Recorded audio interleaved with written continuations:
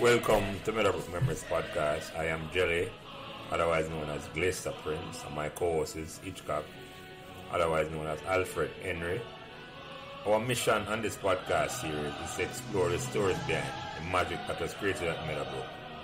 When over a span of 4 years, between 1982 and 1986, we saw the transformation of a small co-educational school with less than 1,200 students, 800 boys, 800 girls and 400 boys into a successful sports and scholastic champion, winning 7 major trophies, 3 Sunlight Cup, 2 Topping Cup, 1 Walker Cup, and 1 Nutriment Shield. And to crown these achievements, Meadowbrook also produced 2 Rhodes Scholars, Cavell Creighton in 1987 and Andrea Wright in 1989, both graduates of Meadowbrook in 1983. In this podcast series, we'll be speaking to persons, both males and female, who are actively involved in this incredible journey, along with friends and staff at Meadowbrook, which inspired the environment which created this golden era. We hope you enjoy our discussion. Please give us as much support and encouragement as you can on whatever social media platform you are listening. Welcome and thanks for joining us. Oh, alright, ready?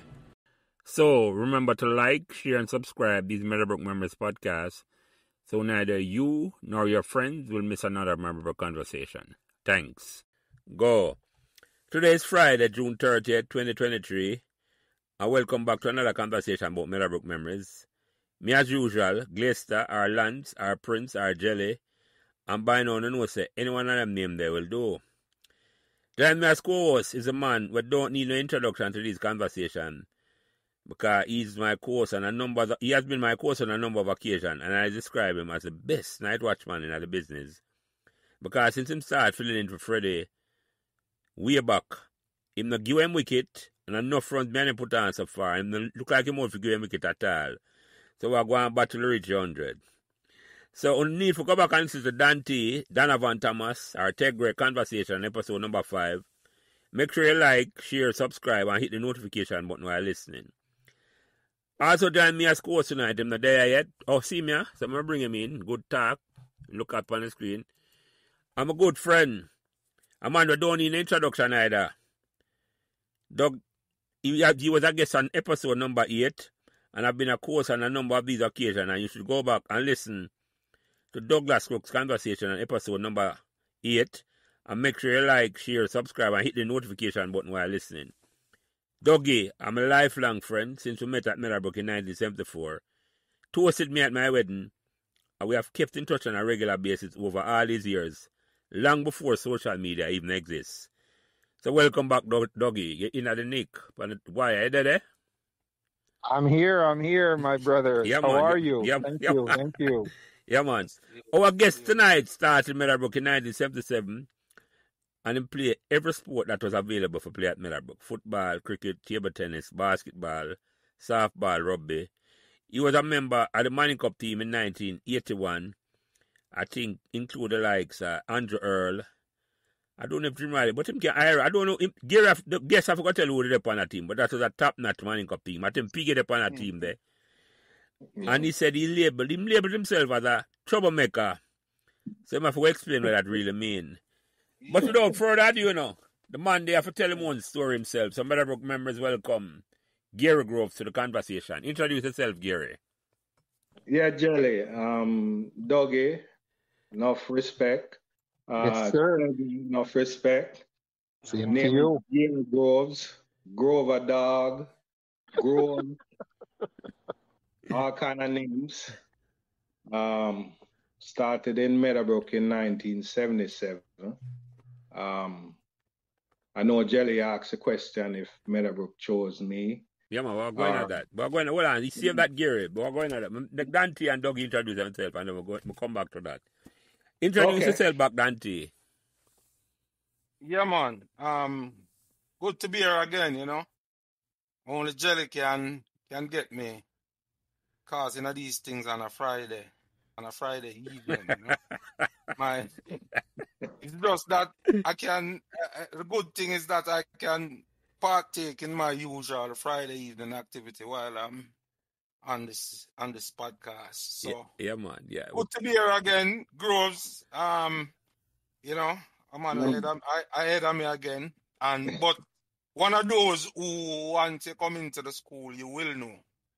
You know, and so it's good to reconnect and looking forward to the to the conversation. I'm sure it will be a good one. Hail again, Dougie. Yes, sir. Yeah, man. Yeah, Dougie, reintroduce back yourself, brother. Yeah, Dougie Crooks. Just happy to help to create a legacy for posterity, because this is what these podcasts are. It's something that we're going to hold in memory, and it's going to be good for our offspring and everything. So big up to you, Jelly, for having the foresight to do this for Meadowbrook. I can't stress, if I can help in any way, I will come on. I went to Meadowbrook. I love the school, and everything about Meadowbrook was just article, and I'm glad that I can participate. So, Dougie. Yeah, man. Thank you, Dougie. And for you, Gary, as you know, the first question we asked anybody who come on them conversation, did you choose Meadowbrook or Meadowbrook chose you? Well, I will say that Meadowbrook chose me.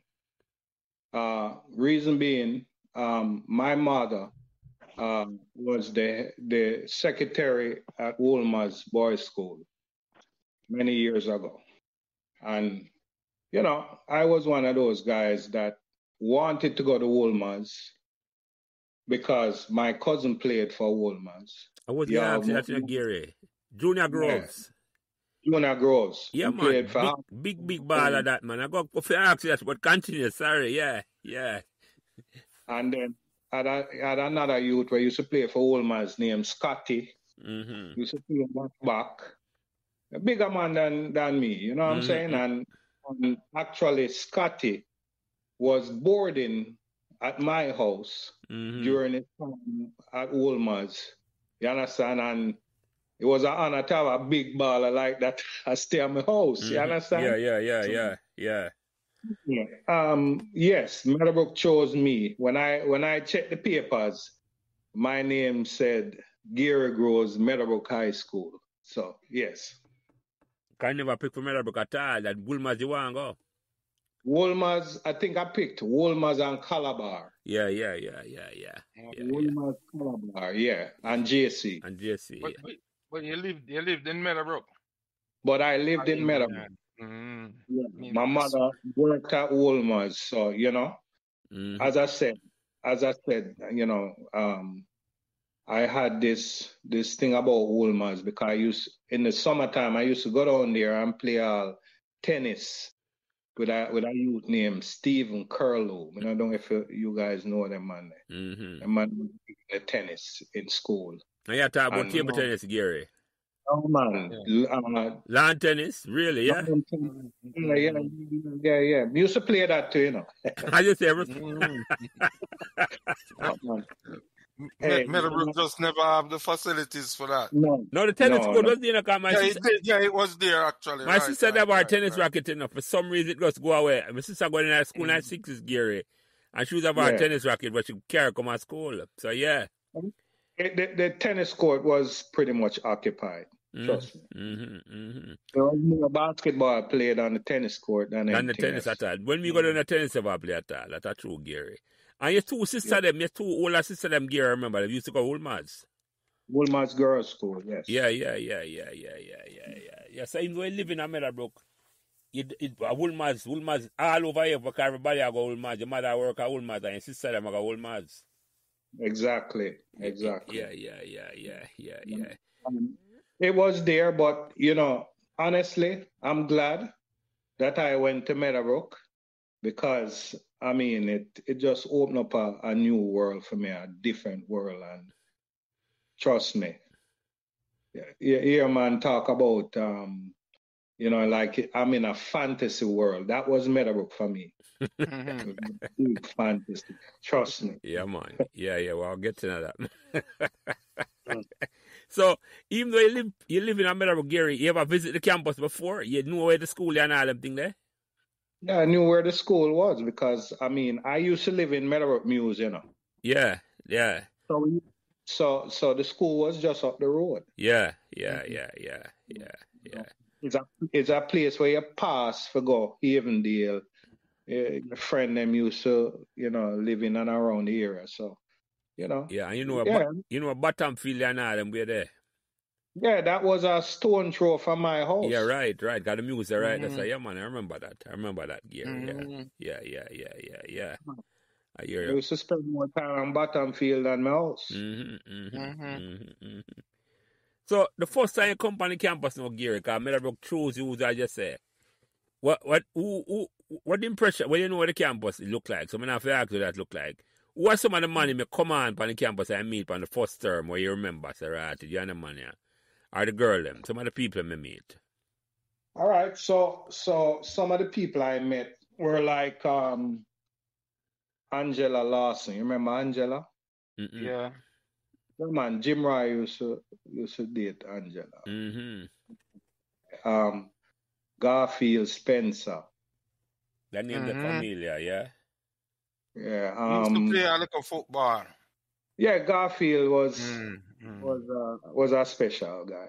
And me was big in that football, so who else?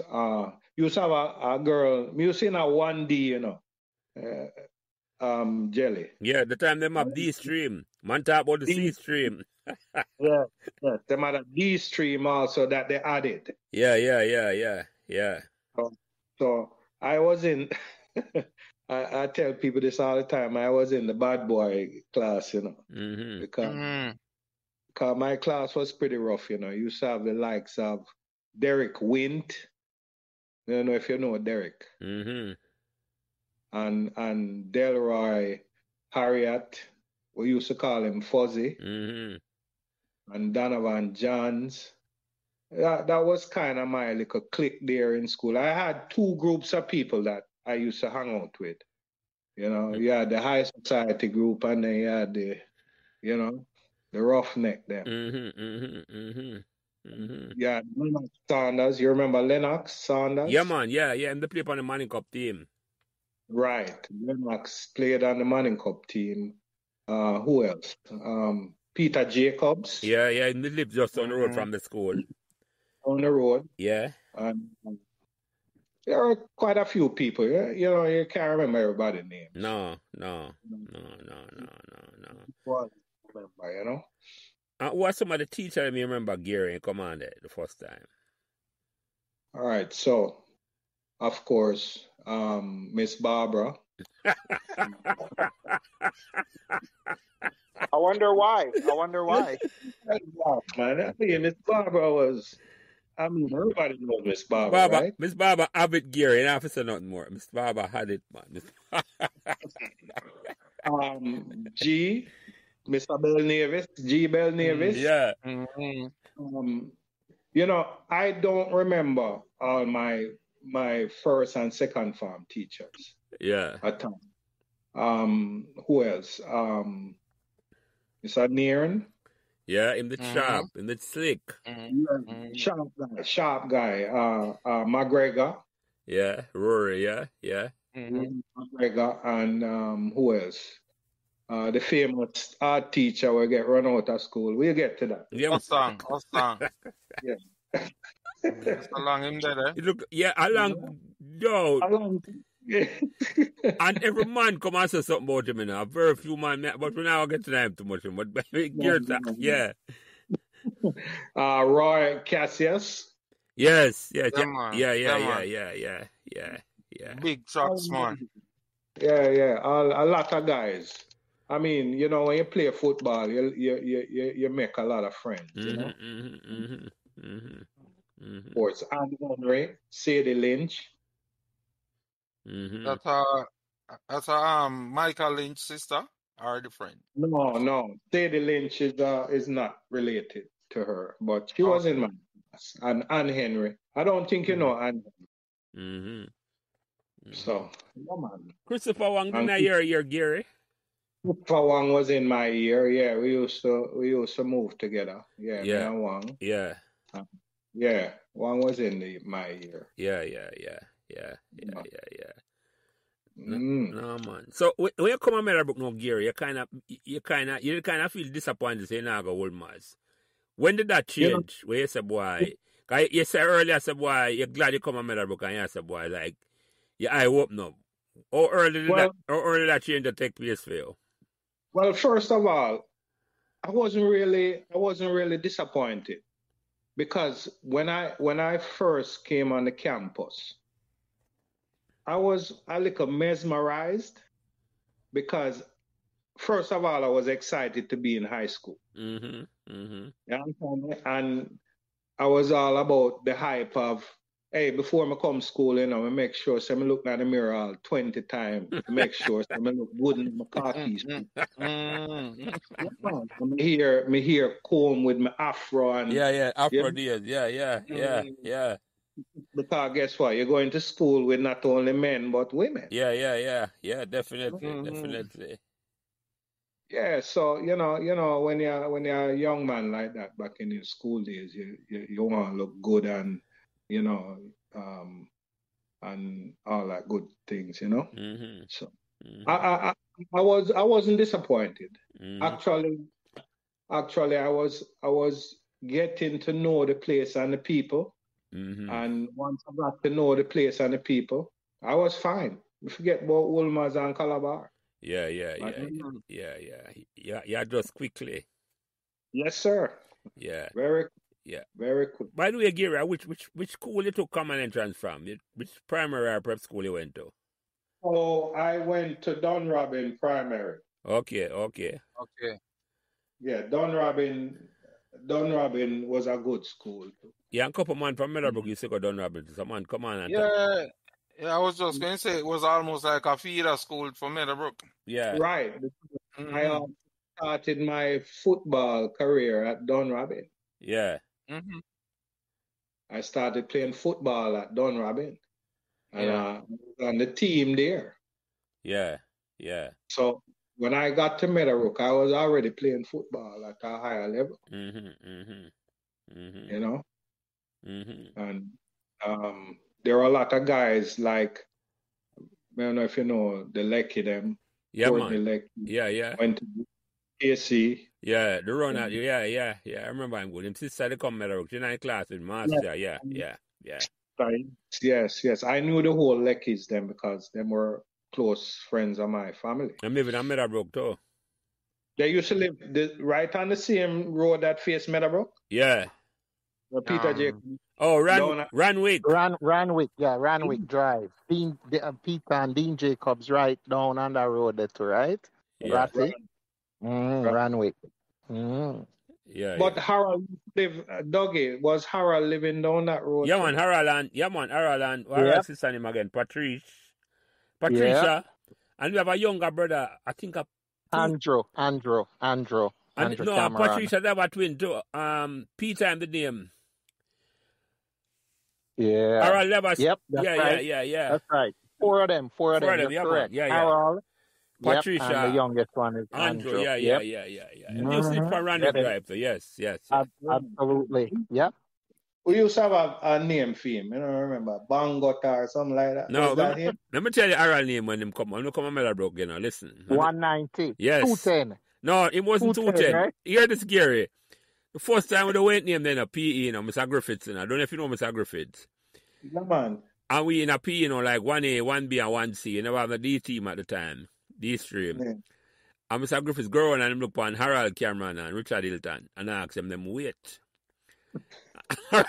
Harold send me a 190. It's not a first farm, And Richard Hilton send me him wait 210. And from that day there, and that's how the nickname of madman. 210 and 190. And 190. Yeah. What a terrible boy. We can give people name, boy. Yo, Harold no longer with us. I want to big him up here, sir. A big. Oh, he's no longer? No, Harold passed a good while, Gary. Harold passed a good while, Yeah.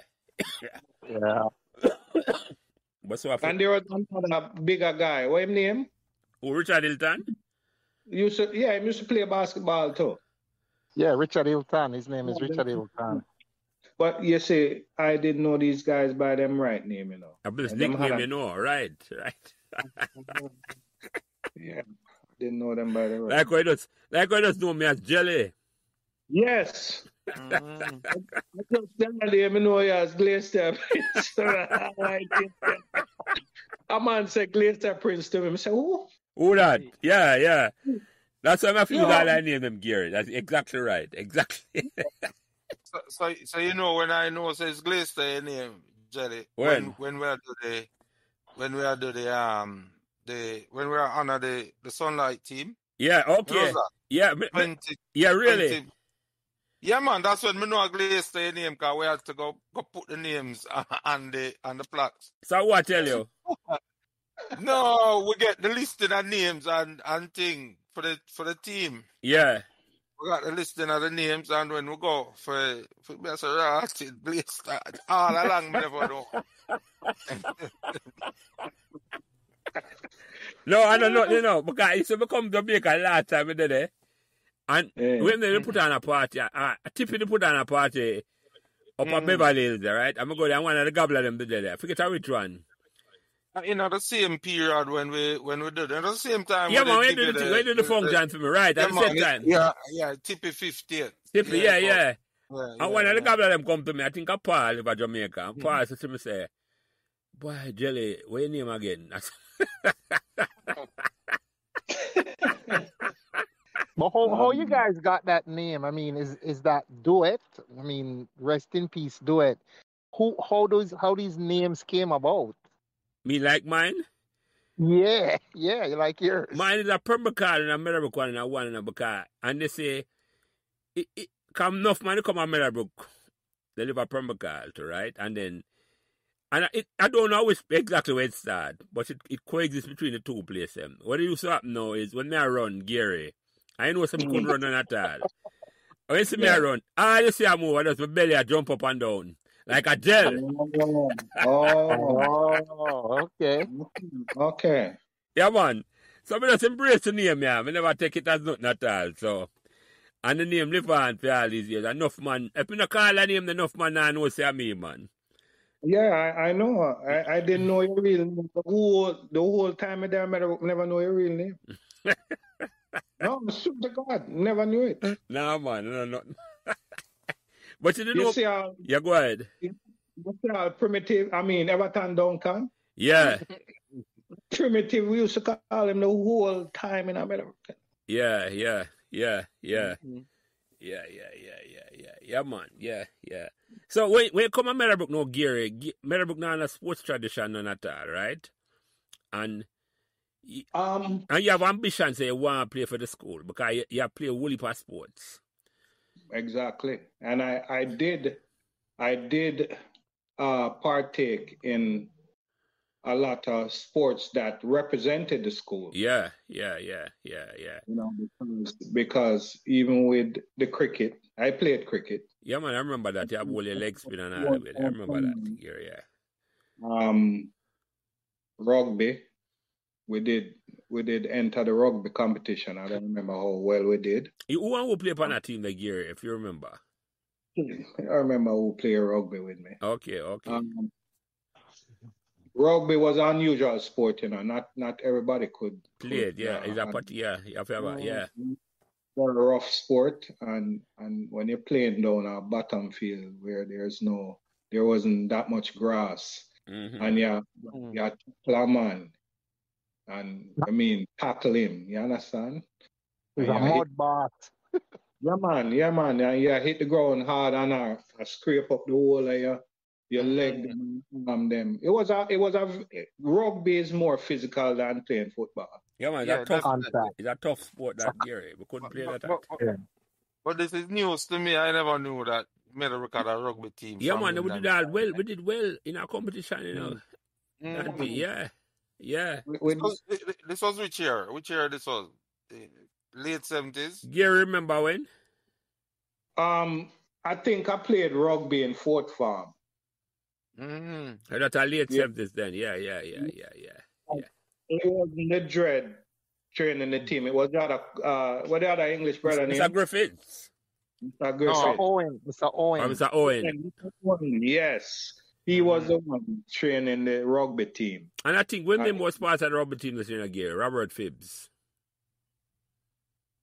Possibly. I don't remember. Yeah.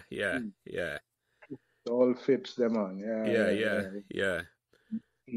Yeah, but I mean, like I said, you know, the softball team, table tennis team, you know, badminton team, you know, the basketball team with Alton Andrade and Alton Crawford, Gary. Alton Crawford. Andrade, them used to call him, man. Andrade, them used to call him, really? Yeah, I remember him as. Is it Crawford, though? Yeah, man. Yeah, he died. Yeah, him and Glenn Brown are related. Yes, that's right. Yeah, that's man. right. Glenn Brown, the track star, and him up on Facebook, and I think him people them do run Brown's funeral home. Still do, I think. I think I him run it here now. Yeah. Gary and Carl Harris. Yeah, Carl and me in the same class. Yeah. Gary to play one of them play basketball too. Right. All those guys played basketball. And Richard and Ian Chung. Yes, the two Chung them played. Yeah. And you know, my boy, the big guy, they played too. Oh, Conrad? No, man, Bango. Man. Oh, Richard. Harold. And Richard. Yeah. They both played. And that was a good basketball team, because I think we won that thing and no win Division 2 championship. Yeah, man. So you were on that team. You're on that team too, Gary. Yeah, man. I was playing with those guys. We just love thing named sports, you know. But let me ask you something though, Gary. What you learned that skill from can play the whole of them sport and play them really well? You know, I will say it came kind of natural, really, to me, because once I learn a sport and me apply myself, it's just getting better and better. As I go along, I just get better and better. Even with the cricket, I never played cricket before coming to Meadowbrook. And what the dread teach me, I may learn. And from there, took off. It was my doggy who was playing, you know, I mean, doggy, you were playing with your dad, right? Yeah. But you must remember one thing with sports, you know. Once you play sports, you have an audience, and a lot of the audience are the young ladies, and that inspire a lot of people to perform and overperform because you become popular. I will agree. Yeah, that's probably part of your motive. Yeah, man, you play sport. You find a girl who like you, want to talk to you. It make it easier for you. Yes. And to tell you the truth, when I was playing Manning Cup, I didn't even know there were that many girls that liked me until after leaving school. That's the unrequited love that I talk about. That's the unrequited love. They like you and they say nothing and they walk by you and you're like, what's going on here? So that's what I talk about. Argument, you know, we used to get some argument. Boy, yeah, man, we used to see you and, you know, your leg them big and shiny and, you know. That's after school, Gary. Yeah, man, you used to look thick, but never used to want to say nothing to you. Yeah, man. You know what I'm saying? Yeah, man. You know, women didn't come up to men, per se, because I mean, we always pursued women. You understand? Yeah. You know, and you know, when you had people like Piggy, where the women came up to him, that was a different thing, you know, because Piggy was a big star football cricketer. Cricketer. You understand me? Yeah, man. He was the goalkeeper, right? Yeah. Goalkeeper and wicketkeeper. Yeah, man. God soul, you know. Yeah, man. Yeah. God rest his soul. I'm my vice captain, that man. I always have to talk about him whenever we get the opportunity, man. So yeah. Brethren. So you come in a Meadowbrook now. The talent there, Meadowbrook, Gary. You can't play in the sports at all. Which are the first sport you represent Meadowbrook at? Football. Oh, under 13 or Pepsi. Yeah, man. I came up the ladder with all those under 13 Pepsi. You know, Coles football, Coles cricket, everything, the whole 9 yards. Tell you the truth, let me tell you something. I lived in Meadowbrook Mews, right? Yeah. When everybody gone at them yard, you know, I used to go over to Bottom Field at night, you know, and train, you know. Really? Yeah, wow. man. Yeah, in the dark, you know. Yeah, juggle the ball, Gary. You won? No, there were people over there. Oh, yeah. A group, oh, no. Yeah. There were people over there at night exercising and doing whatever. I used to go over there at night. And the light not on the field, Gary. Many people know no light. No light. And I used to run laps around that field. And get in shape. I went out for the 1980 Manning Cup team, you know. And that time Devon was training that. What year that was, Gary? 80. 1980, yeah. Sorry, you say that. With Johnny Peck on them youth. What farm you know, What farm you know? You in a Fort Farm? Fort Farm. Yeah. Fort Farm. And when me tell you, say, Jelly, me they fit, you know. Because I remember when we used to train, you know, we used to leave from top field. When we first started training, it was all physical training. It wasn't no football, no ball. It's just getting in shape, weight training in the hall. Yeah. We used to do in the hall, you know. And we used to run from Meadowbrook School down to Bottom Field, up in the hills. And come back round and come back down, you know. And I tell you, say, Jelly was a hang with the best of them, you know. Start hang out with Gary and Gary salesman them and them man up on the corners down by Gary house and smoke cigarette and you know. I remember that in a Gary at Tampa. I remember I'm on the that. Yeah, man. We start the cigarette smoking and hanging out and you know what I'm saying, and until Devon looked at me one day and said, him not understand. Him say, I was doing so well.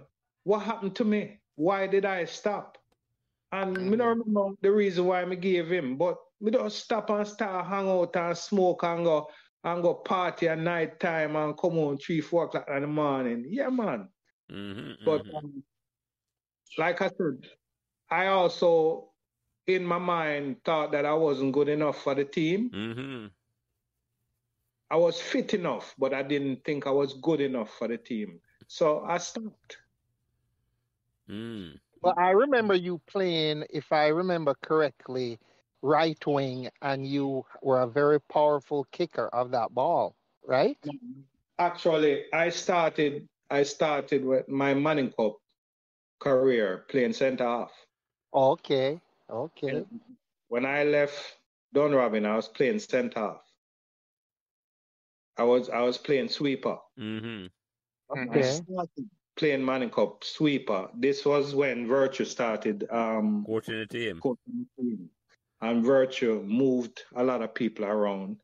I don't know what the potential he saw in me playing center forward, but I started Manning Cup in center half and he moved me to center forward. Okay. But wow. I tell this story to people many times. I remember playing Manning Cup against Tivoli Gardens at Stadium, right? And I'm playing center half, and I'm standing. I mean center forward, and I'm standing there with the center half, right, Jelly? Boy, look at me and him say, "Hey, boy, I touch no ball today. You know, if you touch a ball, broke you up, you know." And him start stepping on me, my heel, you know. Yeah, man, the man that threatened me. and I just not say nothing to him in a jelly. I don't remember who was playing left wing. And we go down the left-hand side of the field, you know. And when the man crossed the ball, you know, I just see him go up in the air, you know, the centre-half, you know. And when him go up and as him come down, I one elbow in him, you know. Yeah. Yeah, wait upon him. What do you mean? And when him drop a ground, you know, jelly, I just jog back, you know. And everybody I look and say, wait, what happened? Oh, you mean my leg of the elbow in him, you know? And Lico Byron, he will tell you this. Remember Lico Big Man? Yeah, man, Byron Nunez. Yeah, man. He was a warrior. Yeah, man. When we went into because the man wanted to kill me, you know. We went into the changing room. And I couldn't come outside the changing room, you know. The man out there, I wait for me, you know. Mm. And Lico Byron, I look on the man and say, yo, I'm Tony, I now go on, son, a football we play. No, man, the boy hurt, man. After a while, yeah, and them kind of challenges I went through playing the football. But one thing with me, you know, I'm not afraid of nobody. You understand? Yeah, I didn't say Gary, because we come from uptown, them think them can test for a certain and feel say, we got back down or back up. But after a while, Meadowbrook, man, never back from that anymore, man. Even with the cricket, even when you go to Tivoli go play cricket, same thing. Or any kind of football, it's just all intimidation. But we grew up a play rough, you know, Jelly. Yeah. Grew up a play rough, man. I remember me all play centre half in a Manning Cup. And I say, man, come down the wing with the ball, you know. And I just say, my own.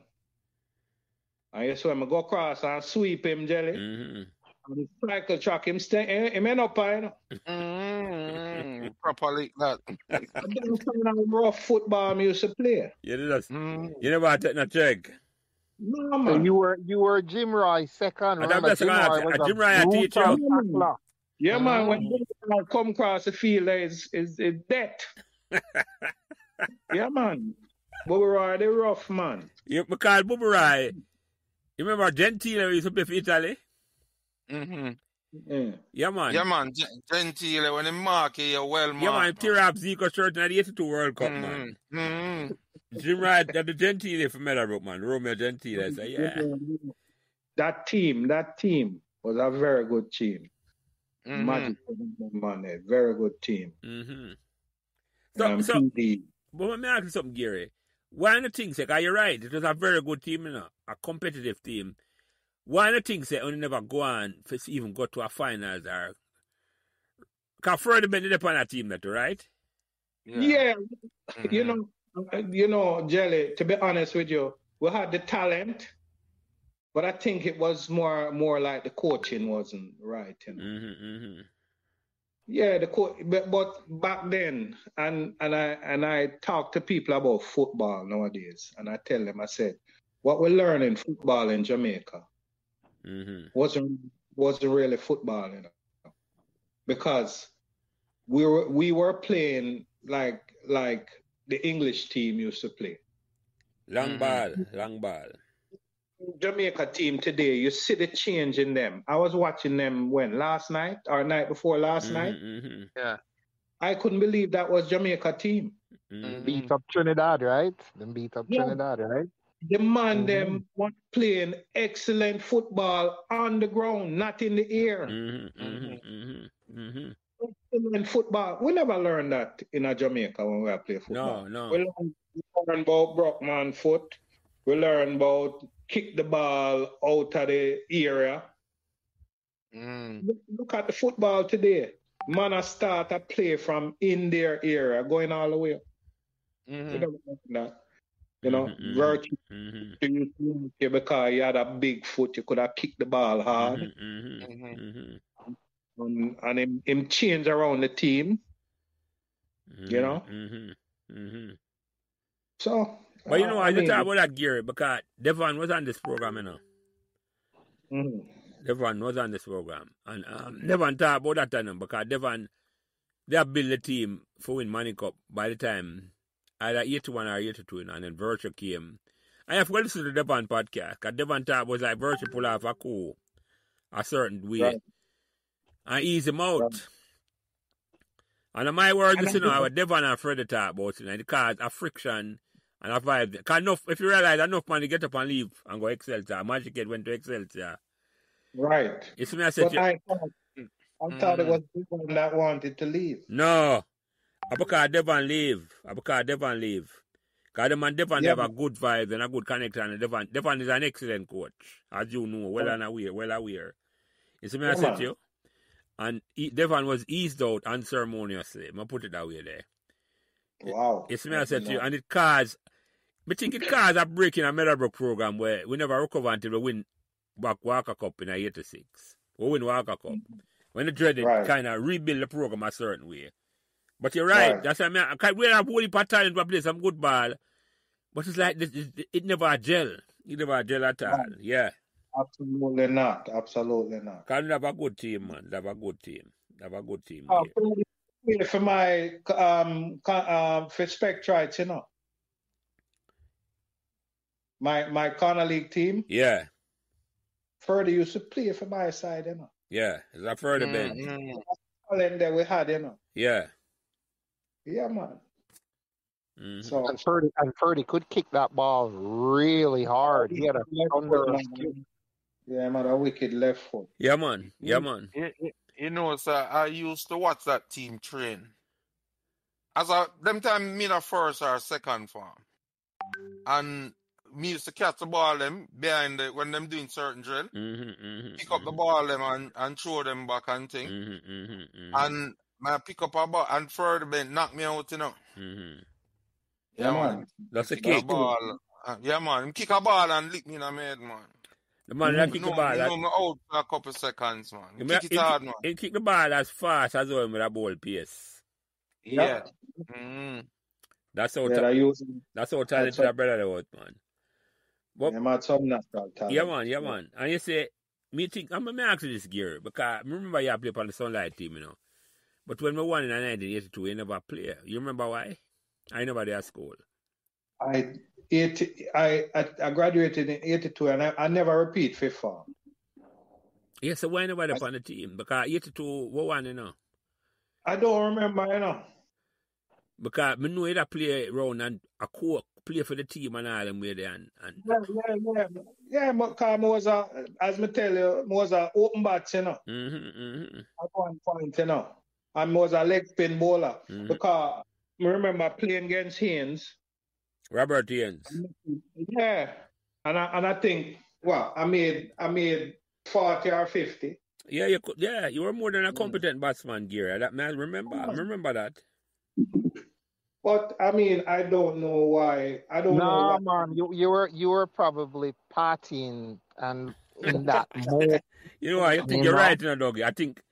Yeah, less thinking, more drinking, more party, more whatever. You know, so then it diminishes your goal to go. You know what? I just said that, Doggy. I think I know what happened, Gary. Remember, if you're not disciplined enough to be up on the dread team, you know that, right? That is correct. Yeah. The dread was that disciplinary. See, if you feel they now come on the training, you just not get no game. No cure good ways. Yeah. Well, no. And then the pot. Go ahead. I can't remember what happened. I can't remember what. No, I can't remember either, Gary. I just can't remember either. But I know say you used to play on the team. I know you were more than a good enough cricketer. You could have make that team. They could have walked on that team, Gary. If it did round. I almost certain that disciplinary reason why you just decide say train, or as Dougie say, just a party it out. Yeah. Could have been. Yeah. Could have been. Yeah, but I remember the cricket season like towards the end of the year, the school year now. And if you in a fifth party and girl, like, I mean more to you than. Well, you know, to be honest with you, I mean, it's like most I play the sports for the girl. Yeah. That's what I'm telling you. I know exactly, Gary, exactly. So if you go ahead. No, but to be honest with you, you weren't playing sports for the girl. I was. Because I had my eyes on a couple girls there. Because, you know, I used to deal with Marjorie, right? That's which Marjorie now? Marjorie Hines. I'm not trying to remember her face. I remember her name, Gary. Yeah. Caroline Richards, you remember Yeah, Caroline? I remember she. Good man. Yes. Yeah. Marjorie were best friends. Who? And she and Marjorie were best friends. Yeah. Yeah, and then back then, you know, you'd have a little crush on Hazel, you know, because Hazel, Hazel. Hazel did hot like fire, still hot. Yeah. But Hazel, what I liked about Hazel was she was a little rough. Mm-hmm. Yeah, she would have thumped you down, man. Remember, she did beat up like you, Calabar. Mm-hmm. And she did article, though. Always article. Yeah, man. You know? Yeah. Nanga used to hang on. Yeah, man. Mm-hmm. Yeah, man. Mm-hmm. Those guys, you know. So the sports thing was number one in my book. You understand? Yeah. So tell me some of the fun memories you have at Meadowbrook here. What you remember? Some of the fun thing that you remember the most. Either a bottom field or on a field trip or something. Well, there are so many. Let me see if I can bring up one or two. Well, you know, say we used to have cadet, where them used to have like cadet camps. But the guys them used to stay over the school. Yeah. We used to terrorize them, you know. Remember, man, you and thing that when name you did get expelled. When name bad boy, the man. Martin Brown? No, man. When name would it get expelled again? And him used to live down the road to man. Oh, Dean Jacobs.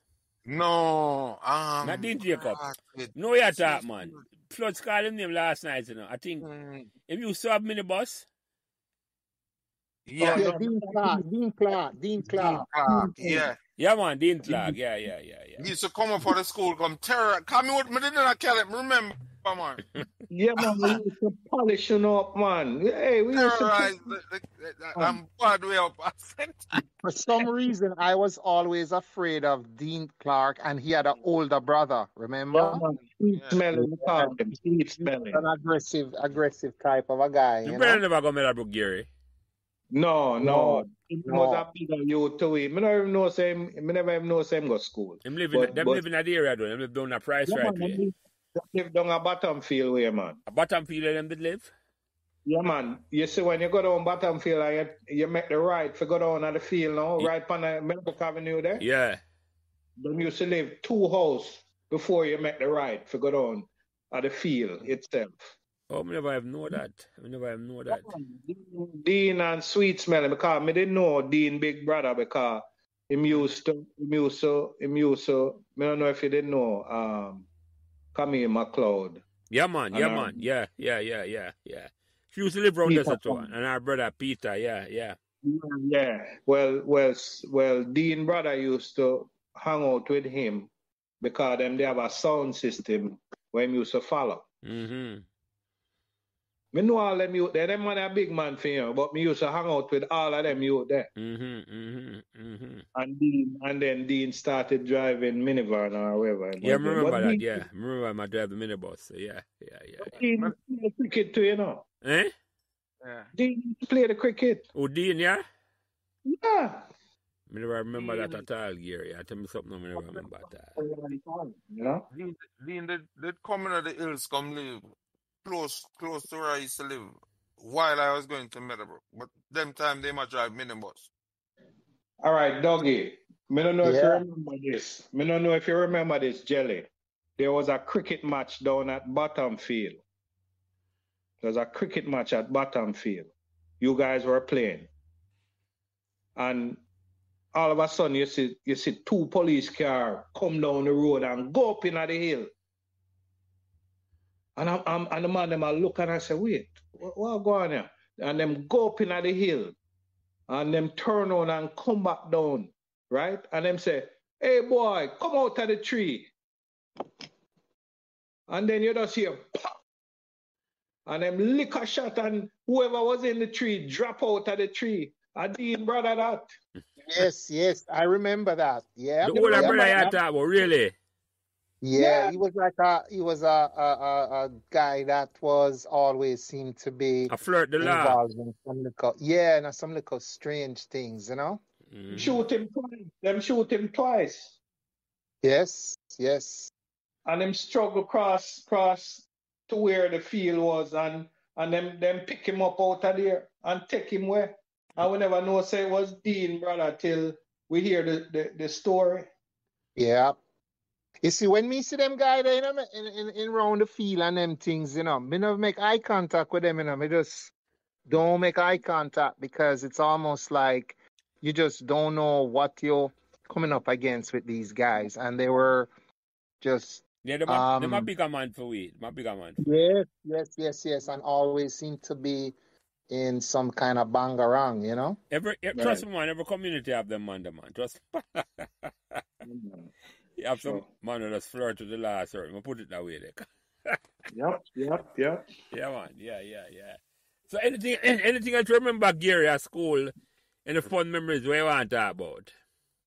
Well, encountering the illustrious Mr. Thorpe. Yeah, talk about that. You ever get caning yet? Yeah, man. More than once. More than once.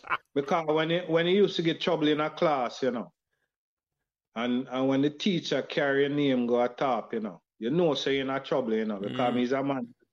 Me used to fall asleep in a class, you know. But to this day, Jelly, when I think back, this is an ongoing issue with me because I just couldn't concentrate in class.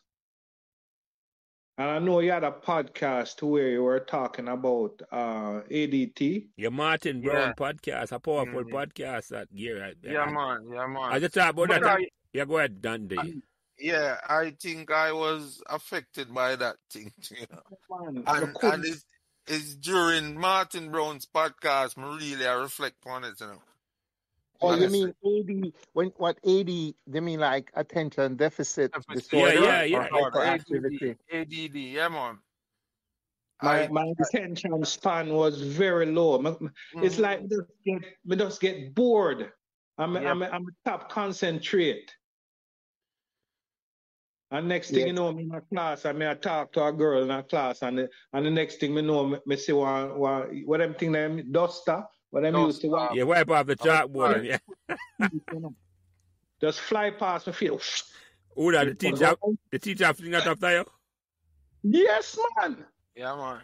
And the teacher said, because I used to sit on the back of the class, you know. Mm-hmm. The teacher called me and tell me to come right at the front of the class. Yeah, a lot of young men. I know that I have a little bit of ADHD. So what it is a spectrum of things. So think of it as you're changing the TV channels and you're trying to watch a movie, but your brain is switching the channel. So you can't watch any movie because everything is switching up on you. And it can be severe or it can be mild. And one of the things to help you was sports. Sports help that sort of thing. But a lot of people that, especially males, because they say 1 in like 50 males, children, the male child has that.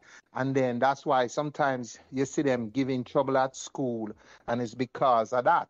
And sometimes I don't think at the time the teachers really knew how to spot those things, and they would have just said, well, the boys are rude or blah, blah, blah, blah, blah. But it's not that. It's that they have difficulty holding their concentration and it can be the other way to where you over-focus on it. Like myself, you over-focus on something and then it's like you can't change gears. So it go two ways, you know, and it's a tough thing for So how bad did it affect you, Gary? Because I would believe you me, it's when Martin talk, you know. And people have to listen about Martin conversation, because that's why I put those so early, you know. Martin swore to me, and when Martin I say, he must see the words, because Martin say he had dyslexia, doggy. Dyslexic, he was dyslexic. So that's even worse, you know. He must see the words, and he can't even recognize the word. The word must move up and down on him. So the word must jump out on him, and the numbers them. Yeah, even today when I'm reading something, sometimes you forget which line you're upon, you know. Yeah, man. Yeah.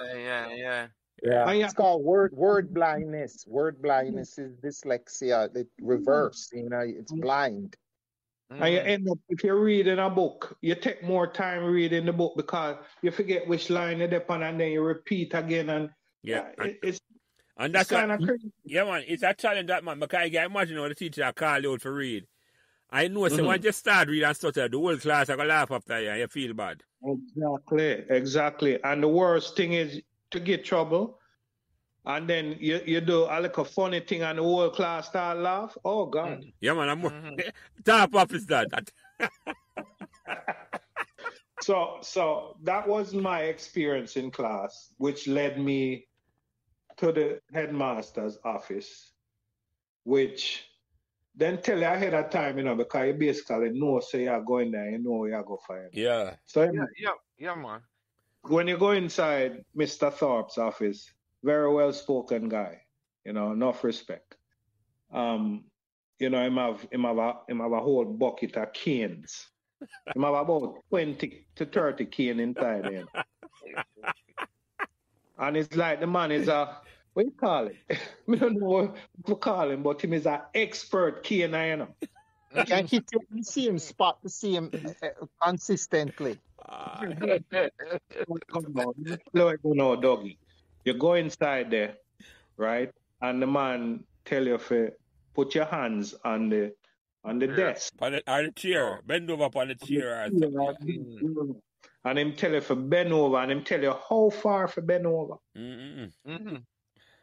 And then him it's like him in an orchestra, him just know which cane him want. And him took out the cane, jelly. And him goes and tap you. Yeah. Pop. He said, Mr. Groves, I would like for you to go outside and take whatever it is you have on. Because man used to put on all 2-3 shots and all them things that Yeah. 2-3 underwear, Yeah, because you get a cane, so you're prepared. Yes. So when the man tell you go take it off, jelly. And you say, rotted. So you go take it off and you come back inside and say, oh, excellent. Top. And so the man lick you the first time. And right that's the way your butt meet your leg. Right now that groove there. That's how him lick you, And him now miss, You might catch it every time? Yes, every time. Gosh. And him just wait. Because when you wait, it burn you. Yeah, man. The heat lick off first gear before him lick you again to rat it, yeah. It burn you, And then him lick you again, And when the man lick you for the whole of right side your leg numb, And you can't cry, because you're going to look like a punk now crying. No, you can't come out. No, you can't come out of the office and cry at all, because the whole of the teacher them were in the office there look by they know why you go inside there. You come out with a screw face, man, and you walk out. And when you go around the corner, you just start make up your face. Oh, why that thing is hot. Yeah, man. Let me find somewhere hide, and if you go there, you walk the other way. When you come out of my office, you go around the other side of the auditorium, so nobody don't really see the crying. You can cry around the corner. Dougie, you ever get cane in yet? Yes, sir. Mr. Chin, I don't know what happened. I remember that man, Mr. Chin, and him say, "I make noise," and Mr. Top said, "Mr. Crooks, I never expected to see you in here." Well, I said, "We're going to meet now." And that was a caning, and he was definitely a punishing caner. He's a pro. It's like he specialized in the anatomy of that area, so to really make you remember that you shouldn't come back in here. And I'm like, is this man a specialist, or is he being disciplinarian, or he's specializing in this?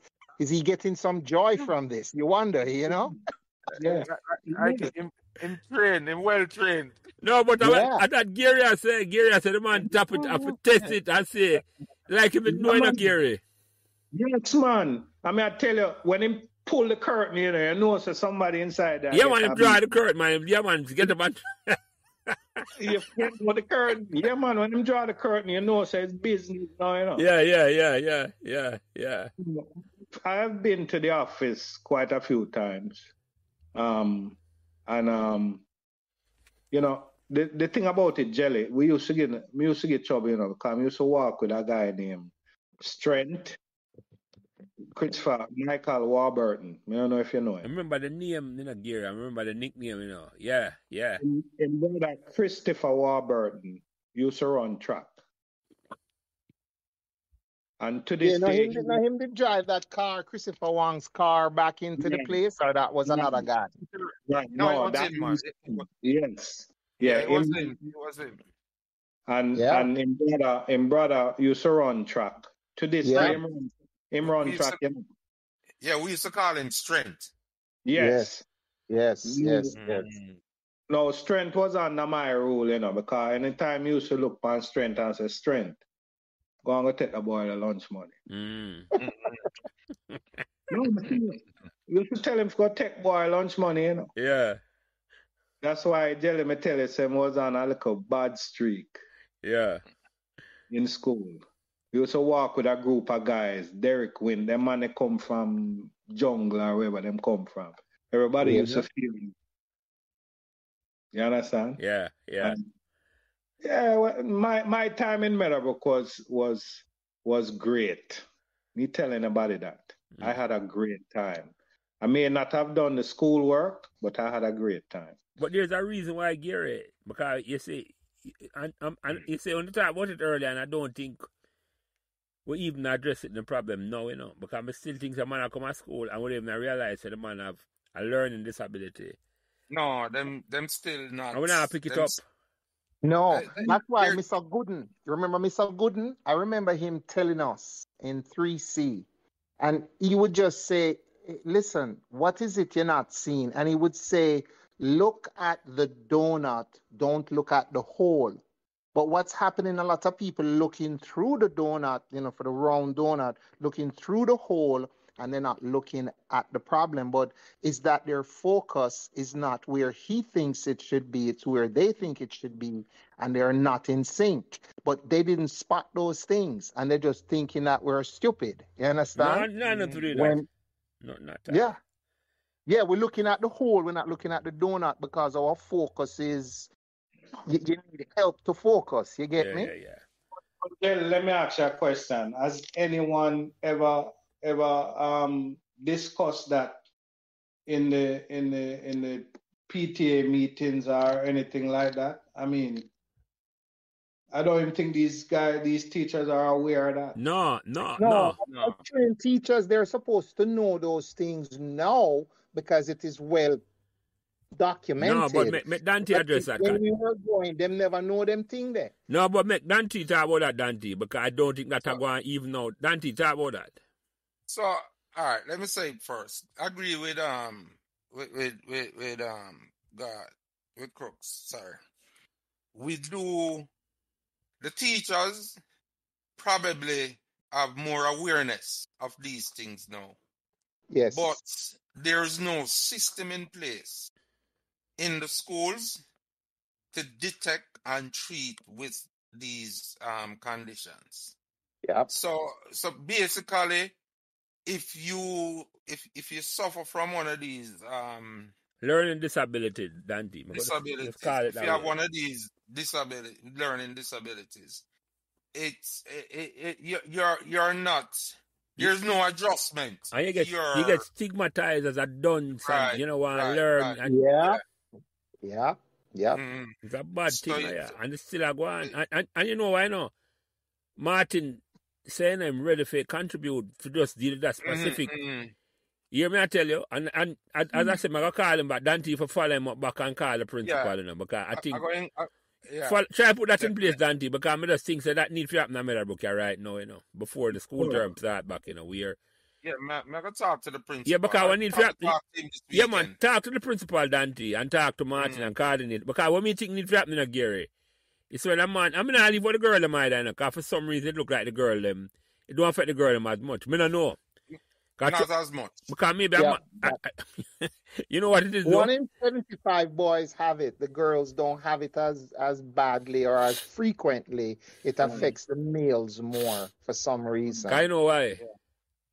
I don't know, boss. I guess Why? I know. However, that thing's for our mind, you know. But you know, say, my brethren Jelly. Yeah. Dave Brown, that was on Yeah, this, man. Yeah. call him the Colonel. He has a set of twins, and in me actually them godfather. Mm-hmm. And the girl, the boy seemed to have this thing. So it is a thing where It's a male thing, man. It's a It is. This is not. It's a theory, man. I don't know if it's scientific, but me I say as young men, you know, when you reach 12, 13, a pure girl, I think most in a Gary. Yeah, absolutely. You follow me? That's you see a girl they like at school, and you know, stop look on her the whole day, or think about her the whole day in a gear. Because Yeah. and I don't think girl have a problem there. Right. It's very pervasive in the boys. One in probably 30, 34 boys have, and it's what it is. It's a spectrum of things. It's a spectrum of the disorder.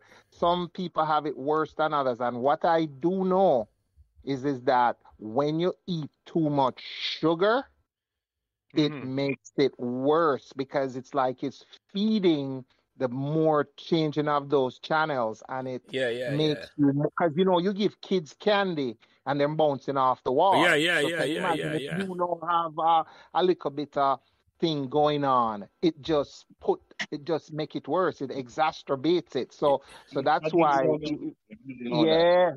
Yeah, I'm telling you, because I know quite a bit about it. Because when you have children, you need to pay attention to them carefully. And if you see that they're not concentrating, and you check their hearing and their eyesight, and it is good, and they're still having issues concentrating, and it is because of that. Because I remember when I was going to prep school, the teacher called my mom and said, "What are you feeding Douglas? Because he can't keep quiet." And my mom said, "Nothing unusual." So she spotted it, but they don't know what it is. Yeah. So you're not concentrating, and it's because of this constant like changing of the channels. And if something don't pique your interest, you don't pay attention to it. You understand? You're gone on to something else. Let me say this, Dougie. It's a danger with it. Yeah, let me say this, Dougie. And also, you have to remember, you know, nobody wants to be singled out. Absolutely. You know. And you also, they don't have the one-on-one. They don't have people that can handle these things one-on-one. But even that itself is a challenge in a gear, because if I'm angled one-on-one, that are single out and a stigmatized, you know. So it's a delicate thing, you know. You understand me? Yeah, man, because do you think about it, you know? And I don't, Martin, same of a way, him think it can be dealt with, you know. But I have got to talk to him, because I think about it, you know. If you pull a kid out of the classroom, or a youth out of the classroom, right away, man, I got start branding a certain way in a Gary. Yeah, them get nicknames. Yes, yeah. That is going to make them feel less. And that, yes. So it's a delicate little thing. It's not about just for say, for fix that, you know. The moment you pull him away from him peers, you know, it's like him get branded a certain way. It's like, man, I got to say, right, the one Jelly guy. Yes. The one. Yeah, it is a delicate. But if you ignore it, it's not a good thing. And I think we ignore it for too long. But Jelly, me have a solution for that. Yeah. If a teacher can identify that a child is struggling in that way, you don't need to pull him out of the class right now. Well, I think that's what Martin they are saying. Martin talked about that. You know. Martin said there's a way for it to pull him out of the class. You know. Yeah, you don't pull him out of the class in front of everyone. No, man, and Martin willing to cooperate and work with the school. So Dante, Martin don't say, but you can't imagine no Gary. Just imagine say, if we never have supposed to play, what happened to it? We wouldn't go to school, you know. Yes. We wouldn't go to school. No, wouldn't. Yeah, the parent has to be involved in it. So the teacher has to spot it and diplomatically engage the parent or the guardian to say, we have to, I see something here, I'm trained on this, I pick it up, and then you work behind the scenes to get that child back on track without making them feel marginalized and outcast, because nobody wants that. Well, my son I got Meadowbrook Prep, before me migrate to Gary. Younger son. And when him come here, a foreign now. I was live at Jersey at the time, and the teacher tell me, say, I think me move come Orlando too. He tell me, say, him can't read and write. Him that, me pay for him for Meadowbrook Prep, And me say that not possible. Him like him kindergarten or first farm, and him first grade. And me I say, but that not possible. But what did happen now? My son I go to school at Meadowbrook Prep, and for some reason turned off by the teacher. Absolutely. Same now, listen. Same thing happened to my son. Nothing at all, Gary. What the teacher tell him, listen. I mean, I know, Yeah. So you as a parent, or as a grandparent, right now I'm a grandson now. I'm a pay attention. Well, fortunately, him go to school with him grandmother, because she a teacher, and them go to school. So, if you not pay attention as a parent, man, may I tell you. But but I mean, Jelly, let me elaborate on that. My mother was a single parent, right?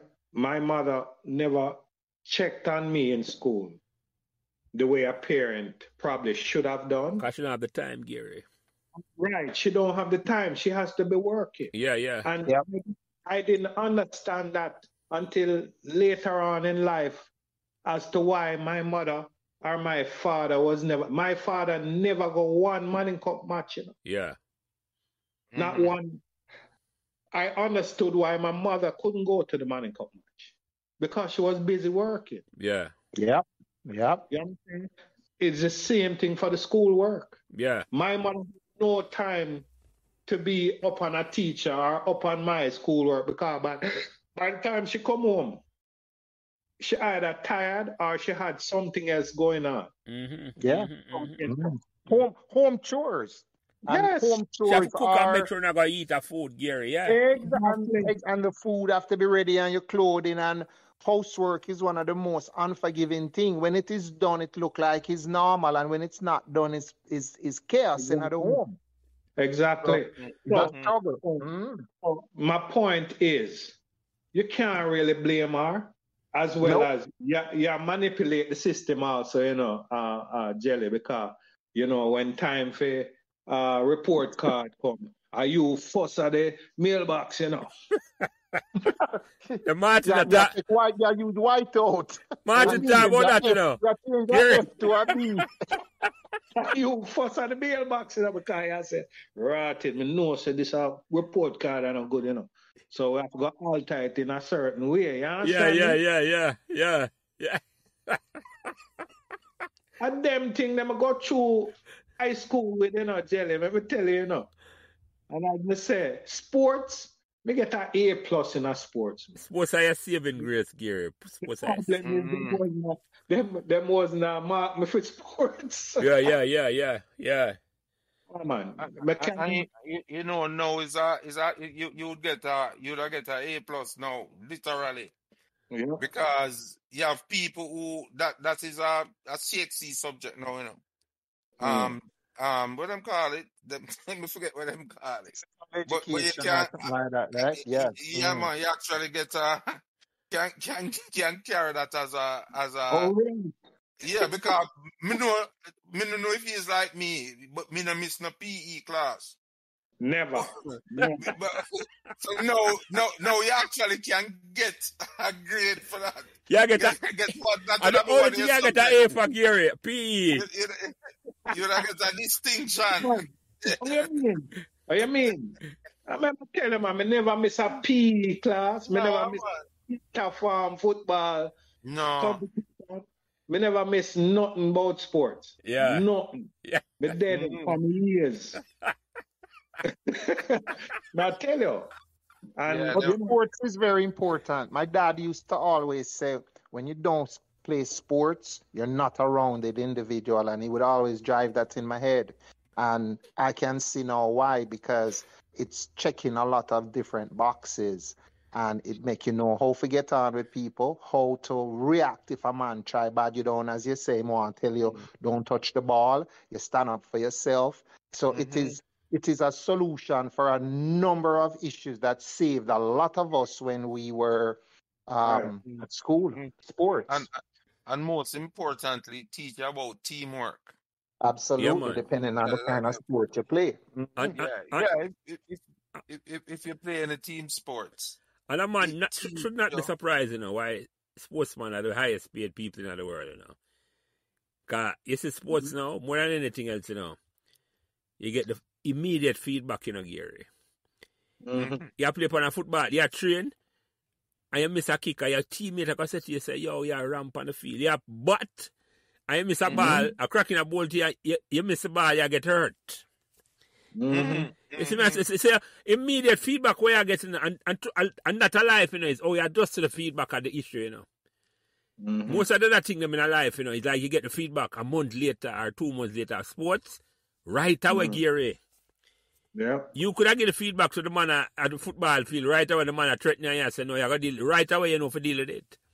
Yep. And you get a feedback from them, and then it just go right through. You just have to go along. It's true. Yeah, but you learn a whole heap in sports, man. You learn the consequence of your actions, as you say. And you learn to be a team player. Yeah, man, that's the key to. That's the key to, man. It's very important. Being a team player is one of the most important things in sports, And one of the most important things in our workplace environment, Gary, if you're not a team player. Yeah. Absolutely. Yeah.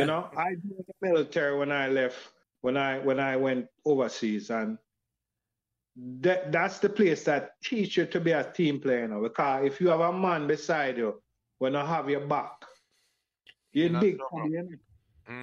Big time, man. So team playing, yes. And we used to have squabbles in a football. All when we lose, all when Manning Cup games and all them thing there, A man Vic and chew down them boots and start cuts bad word. But now you understand why them man they so upset, because them love it and them want the good in it. Yes, what's everything to them, man. Everything to them. Yeah. But some people on the team are not team players. No. You understand? Yeah. Sport is very important. I don't care what nobody wants to say, Yeah. That's that was one of my biggest loves in. That save your medal, Gary. I can't see that saving you to that. It saved enough away. Yeah. But I went down that part of Loftus part. That Loftus part after leaving. That's why I never repeat fifth form. Because my mother said, Gary, you need to move away from this stuff. And then make it even worse. What happened? Where she sent me go, Jelly. You know the private school over there by Queens, what them call it? Where call it, Doggy? West Avenue. Douglas Black Factory there. You may remember it, yeah. And a peer loafer that got us such a Gary. Yeah. How do you know, Jelly? We need to check in and check out at a place there, Yeah, man, that was low for the extension. Couple of my brethren them got there after them leave school. Yeah. Jelly, we used to go in the class, and the teacher said, Mr. Groves, present. And as soon as she said present, you leave. And give her first break, She not see we again, We're gonna movie theater, we're gonna Odeon, we're going down the road, go smoke cigarette, and what make it even worse? Me, Ratty, Wang, you hear the list, Dougie? And Christopher Martin. Yeah. Oh, Lord. All on the team up back at West Avenue. What? We used to drive the people them crazy at West Avenue, man, and kick you out of there. Yeah. But, experience. Yeah, man. Yeah. That's it, man. Yeah. You live dog. Jelly. Let me ask you a question, Gary. What the most embarrassing moment you remember a Meadowbrook you can look back on with a smile? Most embarrassing moment. When me wear my suede shoes one day, right? Me know say the bottom of the shoes rub off, you know. We used to wear shoes till the bottom rub off, you know. Remember them days when you used to get the bottom of your sole, the sole of your shoes redone at the shoemaker, yeah man. Yeah. That was one of my embarrassing moments in school. Because you wear bobby socks and you have on suede shoes. And when you sit down, you see this big hole in your foot. Not bottom of the shoes. Bottom of the shoes, and a man say, yo, what I'm teaching, man? And everybody start laugh after you know. Including the girls, them. Yes, man. That's if the man them alone, you're embarrassed. Dante, you sound a little distant. Dante, you sound distant. The girl laugh after you. Yeah. No, me I say if the man them alone, you're not embarrassed. No, but the girls them laughing after you too. Another time, you play on your pants, boss. Your pants bust, Jelly. And the most embarrassing thing that you know. Yo. You know, hold on. And the government that when the government that what listeners because they were run and them if I bust them pants bust, but me I tell you the man of that what listener for them podcast, Gary. And the man run and them just something just jump out of the man pants and that's yeah, man. Those were embarrassing moments. Yeah, man. So the man I run a propeller. I wonder where the propeller is. Yeah. Or where it comes from. but Doggy, you know what used to happen to me? Me used to lift weights. Right? And my legs them was very big. And you know when your leg them get big, you kinda your inner thighs start rubbing against each other. Yeah, man, it start gas fire, man. It start gas fire. I'm telling you know, Doggy. I want the worst feeling, you know, because you used to rub down your pants, you know. Due to my leg them was so big, you know. You know what I'm saying? I lift weights. Because I lift enough weights, you know. Yeah, man. So, anyway.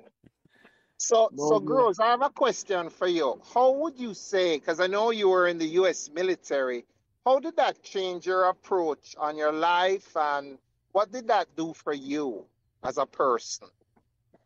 Well, it changed me a whole lot. Because, as you know, I was on a mission. The mission was to join the military and so I could get my mom in the U.S. And that was the easiest route because usually when you apply for anybody, you have to wait 5 years in the military. I mean, civilian. But while in the military, you only have to wait 3 years. Okay. You understand? Now, when I went in the military, it was a rough time. Let me tell you something, Dougie. Everything I did back then was rough. I had a rough time in basic training. I had a rough time after you finish basic training going to schooling. You understand? Because once again, Jelly, that ADT issue was working against me. Just the concentration in classes and falling asleep in classes. Yeah. It was rough. And probably the military is a kind of brute force way. A kind of brute force way to fix it, you know, because you know more aware that you have to pay attention, and if you're not paying attention, the consequences are, devil. Yeah, I remember brutal. It becomes more brutal now. Them going to beat it in you and break you down, right? Yeah. As I went along through the military, through military school and reached my duty station, during the time in basic training, they teach you to work as a group. Okay? They teach you respect. They teach you to take care of yourself, hygiene. Right? And they teach you to be tidy. All those things molded me into who I am today. Okay. What age were you when you went into the military? I was 19. Wow. Wow. Wow. Yeah. No, I'll tell you this. Because of the fact that I played so much football, that helped me. Exactly. In the Playing physical training. Physical, right. Because that was one of the most important things in getting past basic training. You had to be physically fit. And I breezed through that. You ready for that? Yeah, man. We used to run 6-7 miles a day. Yeah. You understand? So it molded me into the person I am today. Yeah. But right? But that's a big thing in a gear because you have focus on the prize, as you say now. Right. And that's the problem today, Jelly, and I'm not cutting it. The problem is most people are not focusing on the prize. Yeah. Them not working towards something. And them don't have the discipline either to stay the course most times. But if you have something important to work towards, you know, that discipline will fall in place, you know, because you know you need to get that done. Yeah, man. If you have the vision and you know what you do and why you do it. And the why not Gary. Yes. And the why. And you get your why early and night. You say why you will it come in no matter what. And the quickest way possible. Exactly. And we can't afford to fail. To slip. Yeah. Fail is not an option, as the mother say. No, it's not an option. Absolutely not. So I learned to do what I need to do. And in learning that, I learned that I love what I do. I also learned to love what I did, you know. Yeah. And it made life easier. Then you put in the football, then you put in the other, you know, activities.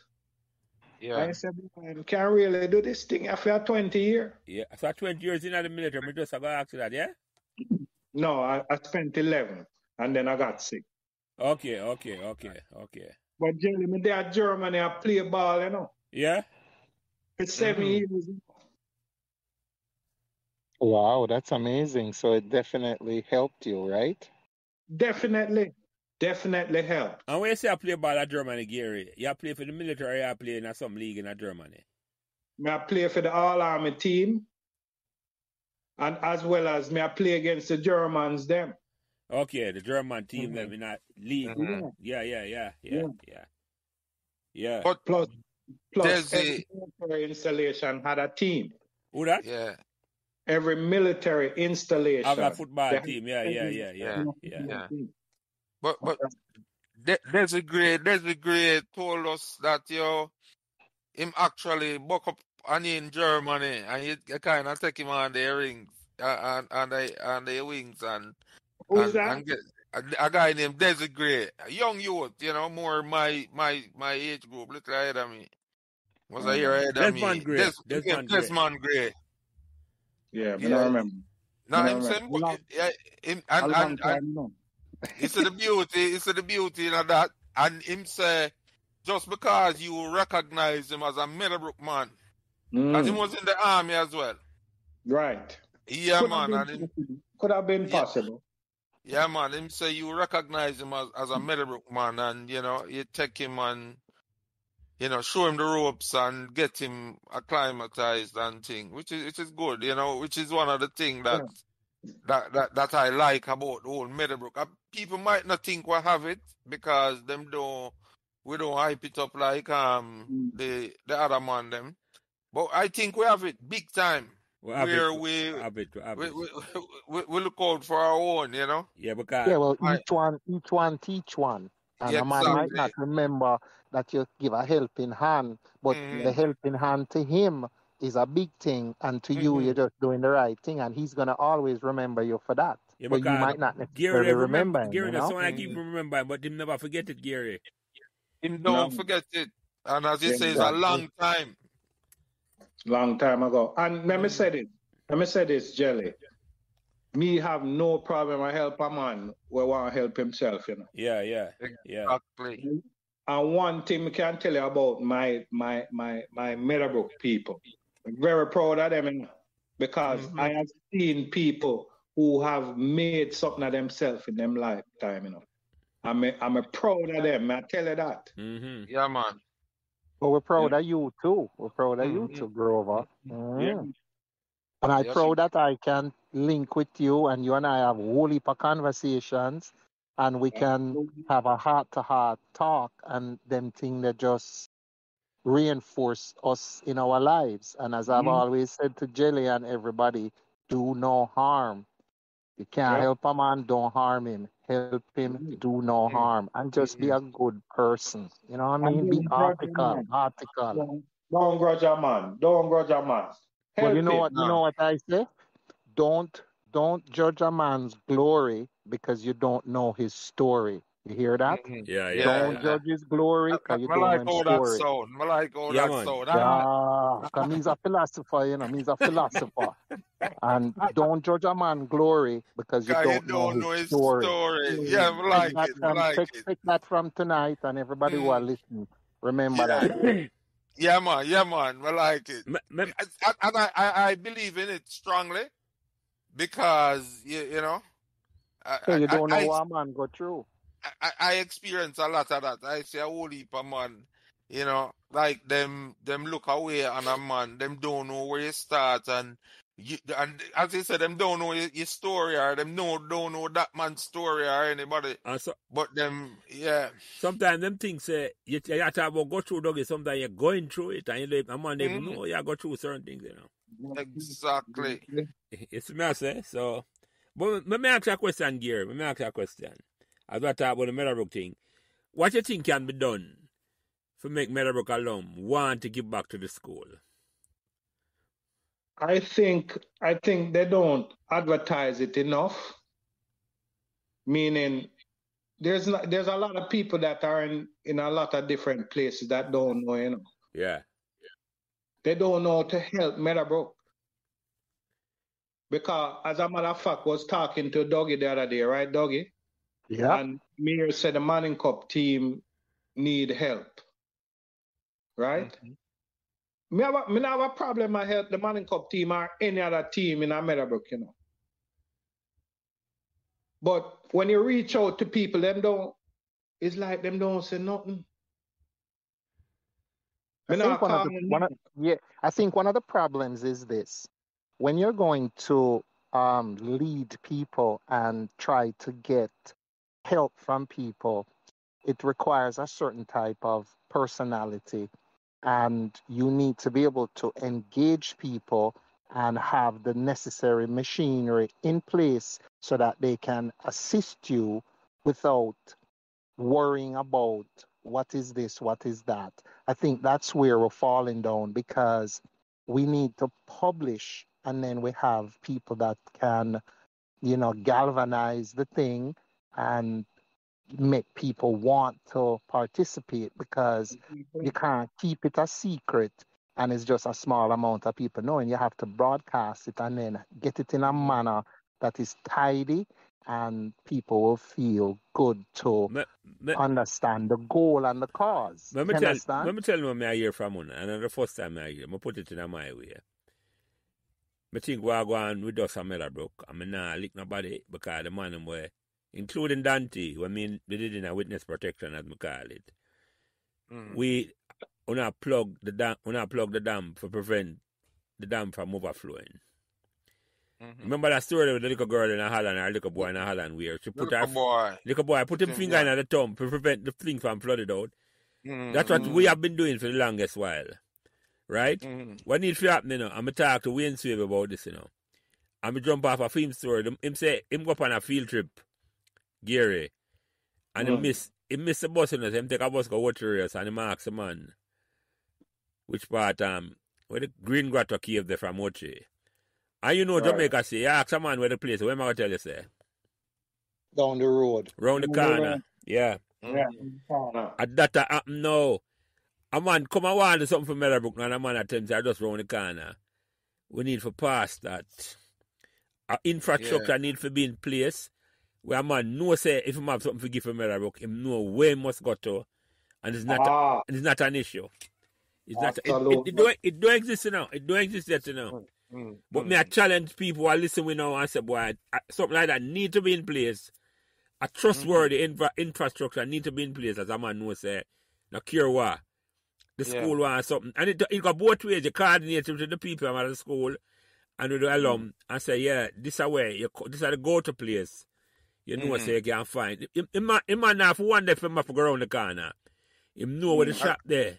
Him know the shop. Go ahead, Dan. I'm going to say something because, I've been in and around the alum and, the whole Meadowbrook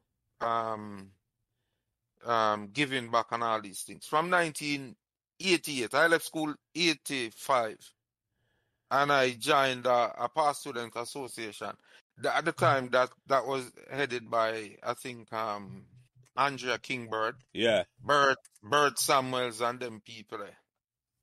I don't know how I did hear about it and I got involved and thing. And then in the 90s now, me and Billy and Brown and some other man start a little crew that was there specifically to assist the Manning Cup team. And, we were coaching the team, funding the team, everything. But as I said, that was like what we were doing, as you said, Jelly, was like the little boy where man, plug the dam from where we plug it. Yeah, so, And as I have been saying to you, Jelly, I think I've said it on more than one occasion and here. So you see what you're doing now by getting people conversation, starting the conversation, starting the conversation, making people aware, getting people, bringing back people together, engaging people, because at the end of the day, if we don't get a quorum properly engaged and motivated, it's not going to happen. You're just going to continue to be plugging the hole. Yeah, man. But do you guys talk about that at the meetings? Well, I'm sure we talk about it. We have talked about this, but truth be told, I think Jelly just found the magic. I don't know if anybody envisioned that this would happen, And it is since it has been happening, I am realizing that this is what was needed all along. Right. Yeah, somebody that and as he said, Jelly's thing. It's neutral. It's nothing that is biased towards anybody, any particular sport, any aspect of the thing. It's all about bringing brookies, as we call it now, together. Yeah. And I think the whole conversations has been serving to motivate people to want to give back. Having reconnected and all of that, it causing people to now feel like they want to give back. So what it needs now is to build on this. Yeah, man. Yeah. That's what is required. In my books. Yeah, man. We're not. From I know Jelly. I have known Jelly since we got to Meadowbrook in 73, 74. 50 years, dog. Almost 50 years. And, and I've always known you to be always just thinking outside the box. I remember when you came and you said, Doug, I'm trying out this, and I said to you, make it be like a fireside chat. And I said to myself, this thing could really take off. And I'm telling you, the work that you're putting on this is amazing.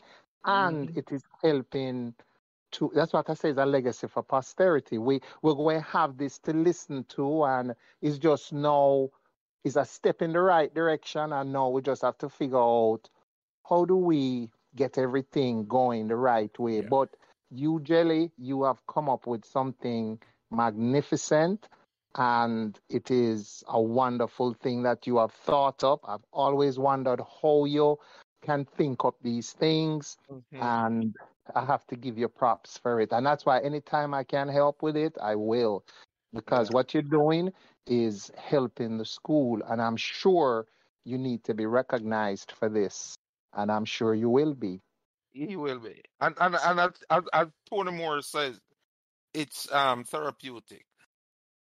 Absolutely. You know? Because the people that come on, it gives, well, I can speak for myself, and I'm sure I've heard a lot of persons express it. Just the, you know, to come and speak back about, you know, and you know, relive those moments. It's really therapeutic. Yeah, man. Yes. Yeah, And man. it is truth. It is truth, because when I listen to like Rattigan and how he tells you how his life was, and you hear, because I think what is good is that people are not coming on these programs to tell untruth. They're ready to tell you what happened to them and how they overcame it, or just how it is. So it is so refreshing to hear that, because you see a man and you don't know what he has been through or what he's going through, and you wonder why this, why that, because you know it's such a wonderful thing to see people blossom and turn into mature people and take stations in life, and we're all heading for the same goal, but we're taking a different road map, but we're all heading for the same thing, which is to be successful and to have a decent life and to maintain good relationships with our brethren. I'm glad you said that, because one of the things that I admire about the way that the program is conducted, everybody just comes on and, you know, them just speak from the heart. You know, nobody not here to say nothing that is impressive to anybody. Them just, you know, reliving their stories and speaking their stories. And that's why I say, boy, I think Jelly miss him calling. Jelly probably think he was like, if we open up a radio station, yeah, man, that's why, yeah, cause even me, I as you hear Jelly say, I just come on and it make it so easy for me to just fit in and you know, play a role. Yeah, you man. know, That's what it, man. Yeah. No script or nothing, Dante. Just a flow, man. Yeah, Because Yeah, we man. there talk to Gary about an hour and 45 minutes, and one question I ask Gary to write. Exactly. Yeah, the rest will come out. Exactly. Yeah. Enough, man. Come on, Gary, and think, say, boy, I wonder what we're going to talk about. And I'm going to give that joke, yeah. Mr. Dean, you know, you remember him. Mr. Dean used to teach commerce and econ and everything there. Yeah, econ, sorry. Yeah. And one of the complaints me have when I just started the program, you know, Gary. Boy, Jelly, it's too long, you know.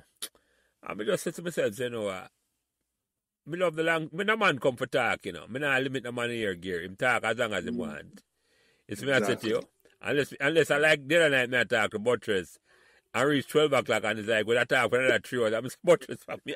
I have work for tomorrow. 3.5 hours talk for Buttress, almost 4 hours. And Mr. Dean come on, I said to me, said too long. Before him come on, I said when him come on, Gary, he apologize to me upon the program. I said, boy, Glacier, I know, say, I understand what you mean now. I said, boy, you're not limit nobody at all. I watch show him and somebody to talk the evening, so.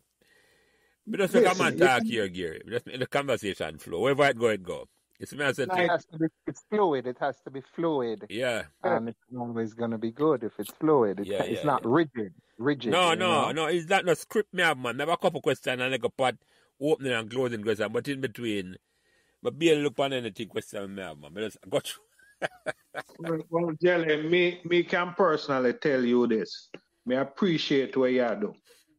Oh, yeah. Understand? Me appreciate what you do because you reach out to people where probably you would never know anything about if you didn't have this program right here. Yeah, man. Yeah. Yeah, man. As I said, that's not Gary, you know, say, when I just start, you know, I reach out to Rory McGregor. I'm invited, man, and I still hope say, man, come and see me. I'm not give up because the man, I know good. And I say, Jelly, you try to reach the forgotten man, I made I said, that's exactly right. And those are the stories I want to hear, Gary, more than anybody else. Right. If I said to him, not have to play no cricket or no sports, him just have to go Meadowbrook. And I want to hear him story. Right. I want to hear him story. Man, and the girl, especially, I like the girl them come on to. And me embrace everybody. Everybody can come tell them story, man. I forget more of them story, Gary. Because yeah, go ahead. You know how much people me see that are jealous about the camaraderie at Meadowbrook High School? Because when me tell people, say me in contact with people when me used to go high school with, when me used to live in an era with, them say, what you talk about? Me say, yes, me live in an era where all these people are accessible. Yeah. Yeah. You understand me? Yeah. And them can't believe me when me tell them, Jelly. No. Cannot believe, say, me in touch with my high school friends then. Me talking to people when them used to live around the corner from me. And that is because we're all connected. Yes. We are all connected and interdependent. We are all connected because we all want the same things roughly, you know. And so when you talk to and you keep because listen, the best friends you're gonna have are the friends you have when you had nothing. When you go into school, nobody can come and say, well, him have this business now and him have that business now.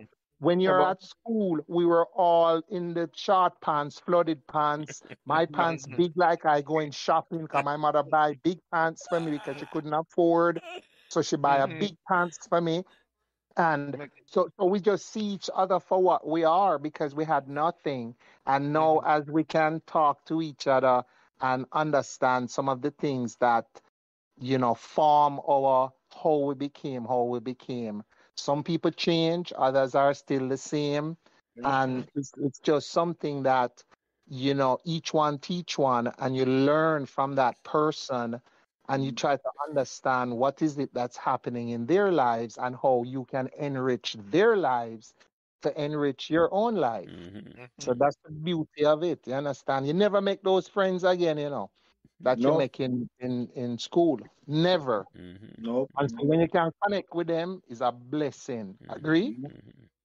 Yeah, Gary, I totally. Let me ask you some more Bottomfield, Gary. You remember when the water tank used to overflow in a Bottomfield? Yeah, man. The well. Yeah, man. Oh, you mean the water tank? Run down the hill. Yeah, man. Yes, yeah. That's one of the best. Means a man love the water tank there, you know. We used to go up on the water tank there, you know. I love the water tank there. Directly from it, we used to drink. Yeah, man. No, I love it for other reasons still, but Groves can't tell me why I love it.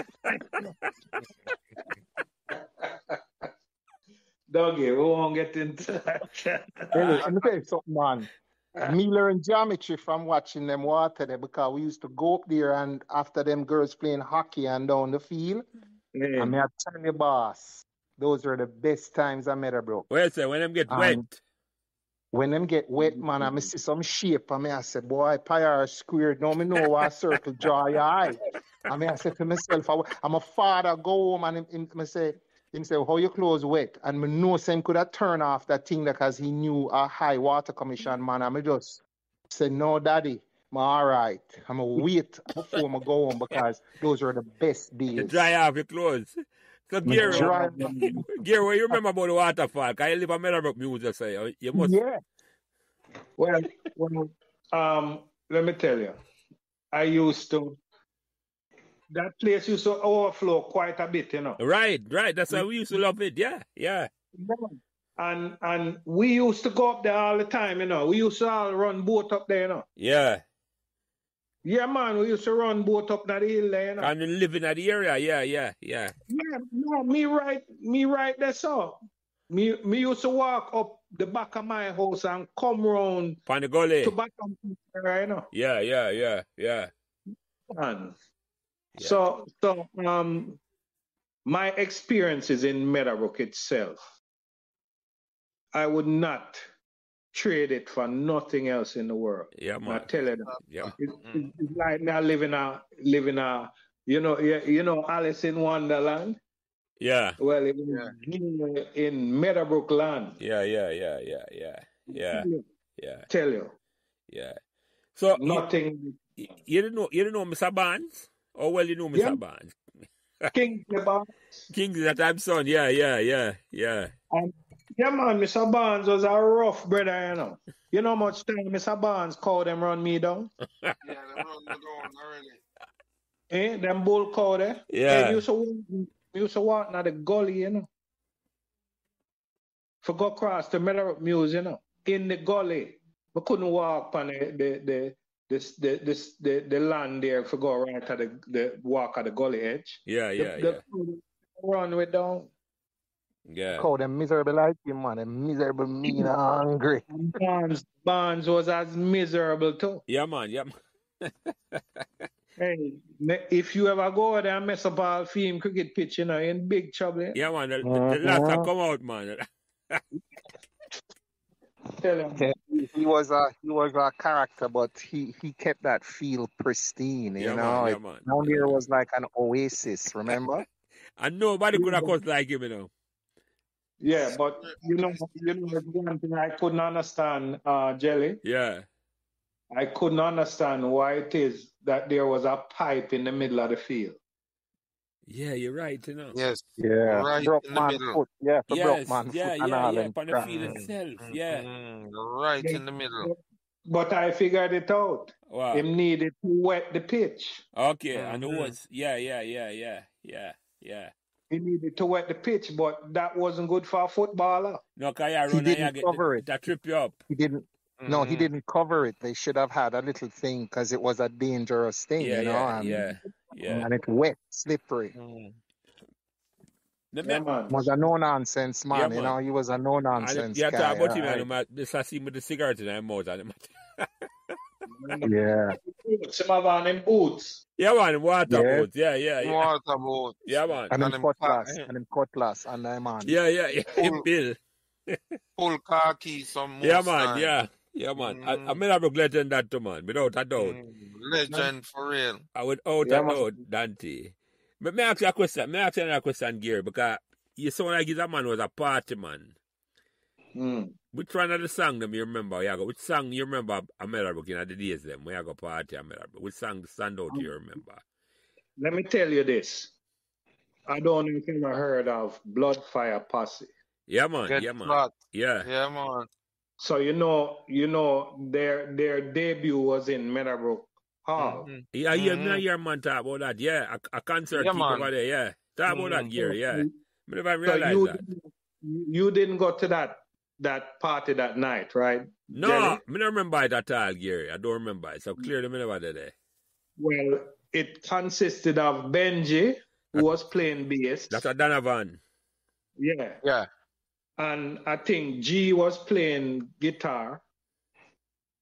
What them call the guitar? What you call it? Not bass, but the one with. Anyway. Electric guitar. Yeah, electric. Then that night there was the craziest night. Them on the debut Get Flat. Yeah, the release Get Flat. Yes, man. I me tell you, rock the place, The place cock, Yeah, it play at a fete one day. Yeah, man. A fete was there and it play for like about an hour. That song. Play for an hour. The whole auditorium All right. Get flat. And them have to pull it up about 100 times. Man, what the hell, man? And that song has not come out of my mind. We remember that song that Meadowbrook, you remember, Gary? Yeah, man. Yeah. We've had some memorable barbecues, and we have had some memorable concerts in that hall. Yeah. And there's a long history of that, because I will come on and talk about a concert, yeah. I wish name there. Some older girl and we. And Andrea King, come on. And Yes. Yeah. She talk about the concert that we keep in the 60s. And the developing of them talk about it too. So they put on a concert. So it's a long history of Meadowbrook. And that's the beauty about Meadowbrook, is like the administration facilitate that to happen. When you think about it, They did, Mr. Top. It's me, I said to you, when you think how strict a man top is, you realize if you allow them concert if you run Gary, you know, so there's a certain flexibility about the administration that I don't think we could have it at another school. No. I don't think we'll get them freedom that's another school, man, because it's not like them concert they keep and everybody have to behave like Christian now. No. Meadowbrook.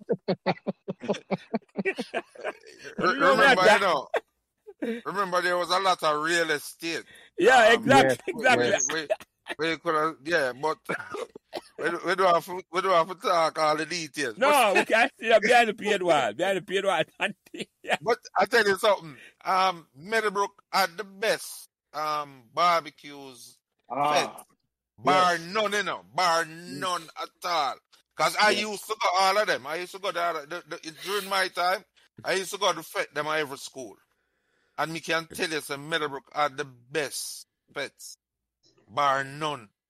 Immaculate had some good ones too. But yes. Immaculate had some nice barbecue. But I can't to Jim Ryan now. Well, listen about Jim Ryan conversation. Jim Ryan say, Meadowbrook fet, everybody want to go to Meadowbrook fet, and they must say, you must have keep out some of the man. I must say, boy, no. Yeah. It's like I said, the girls, half a week. Yeah, we never have enough. No. No, but Meadowbrook Feds and Meadowbrook Sports Day. Yeah, man. Those were special. Yeah, man. Gems. Special. They were gems. Yeah, man. Yeah. But remember what Vivian told us was that what made Meadowbrook magical was the fact that the school was an experiment by the Ministry of Education, which I never even know. Remember, he explained that. Yeah,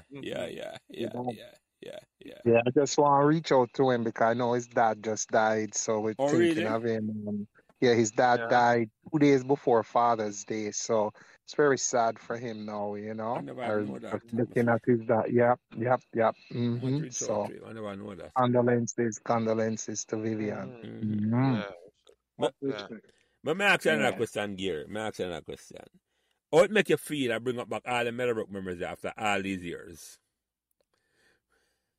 It make me feel like me still there in Meadowbrook right now. I tell you that because it's like me seeing it. It's like how him talk about barbecues and sports day.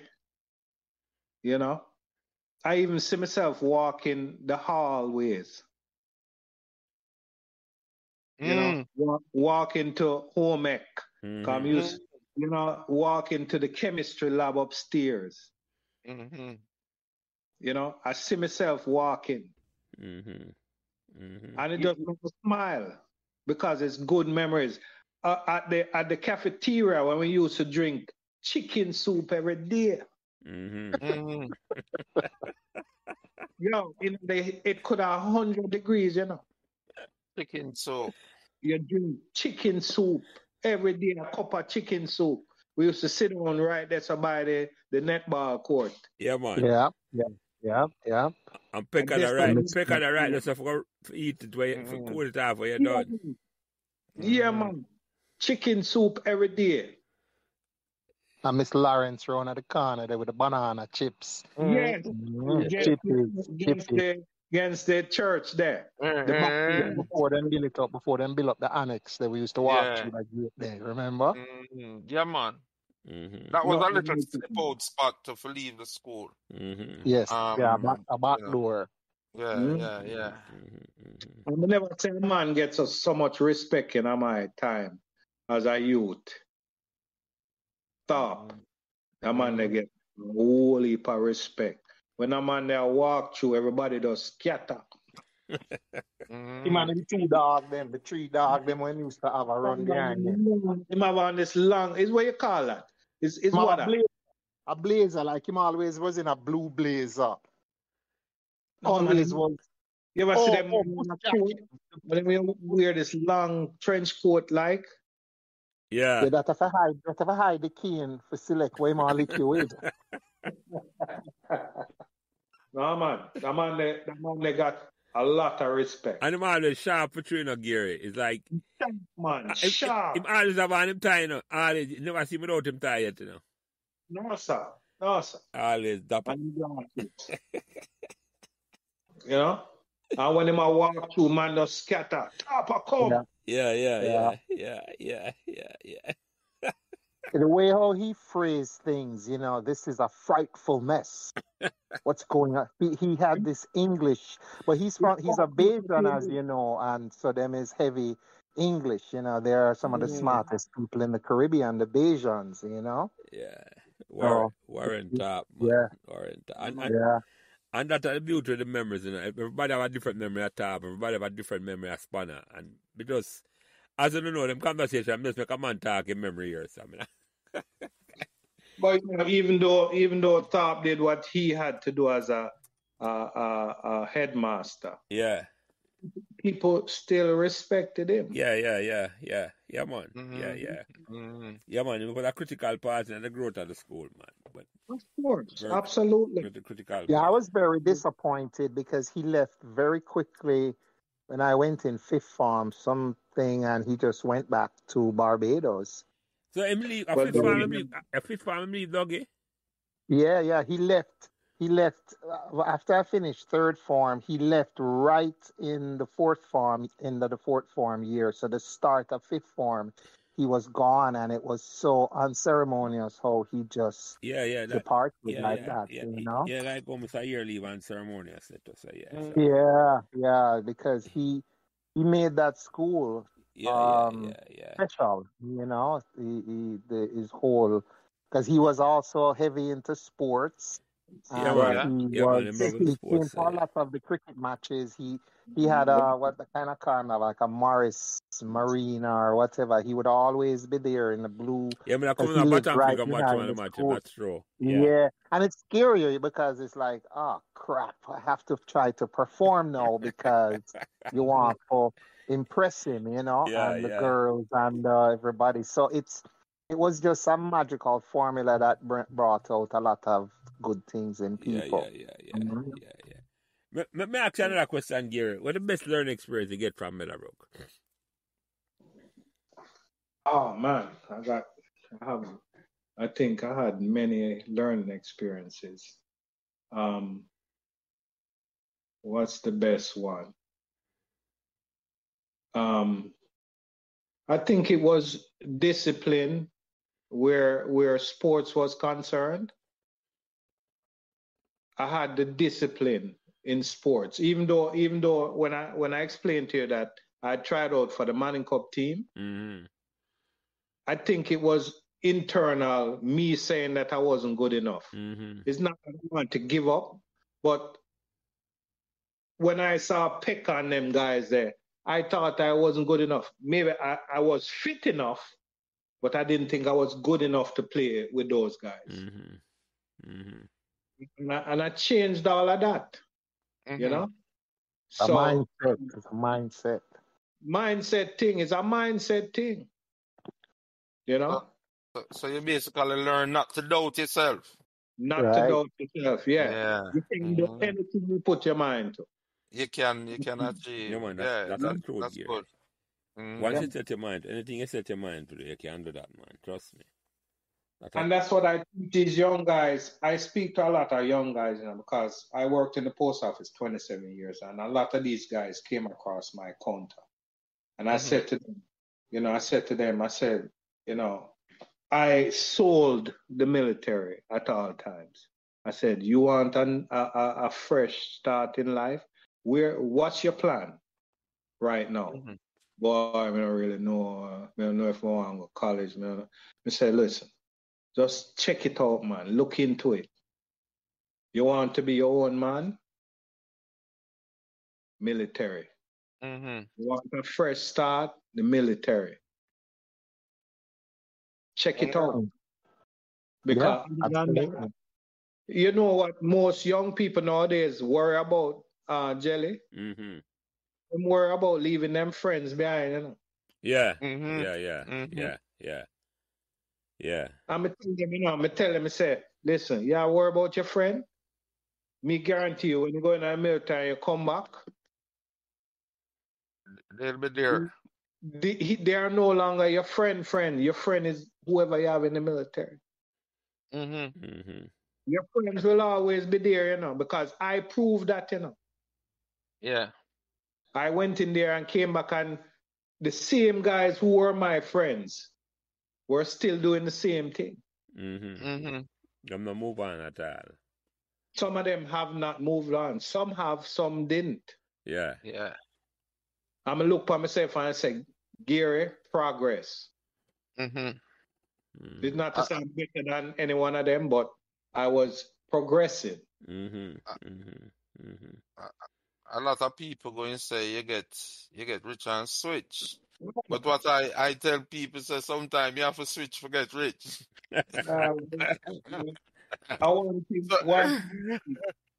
One thing with me, I tell a man, say, the gear where you know from Meadowbrook High School, Same Gary.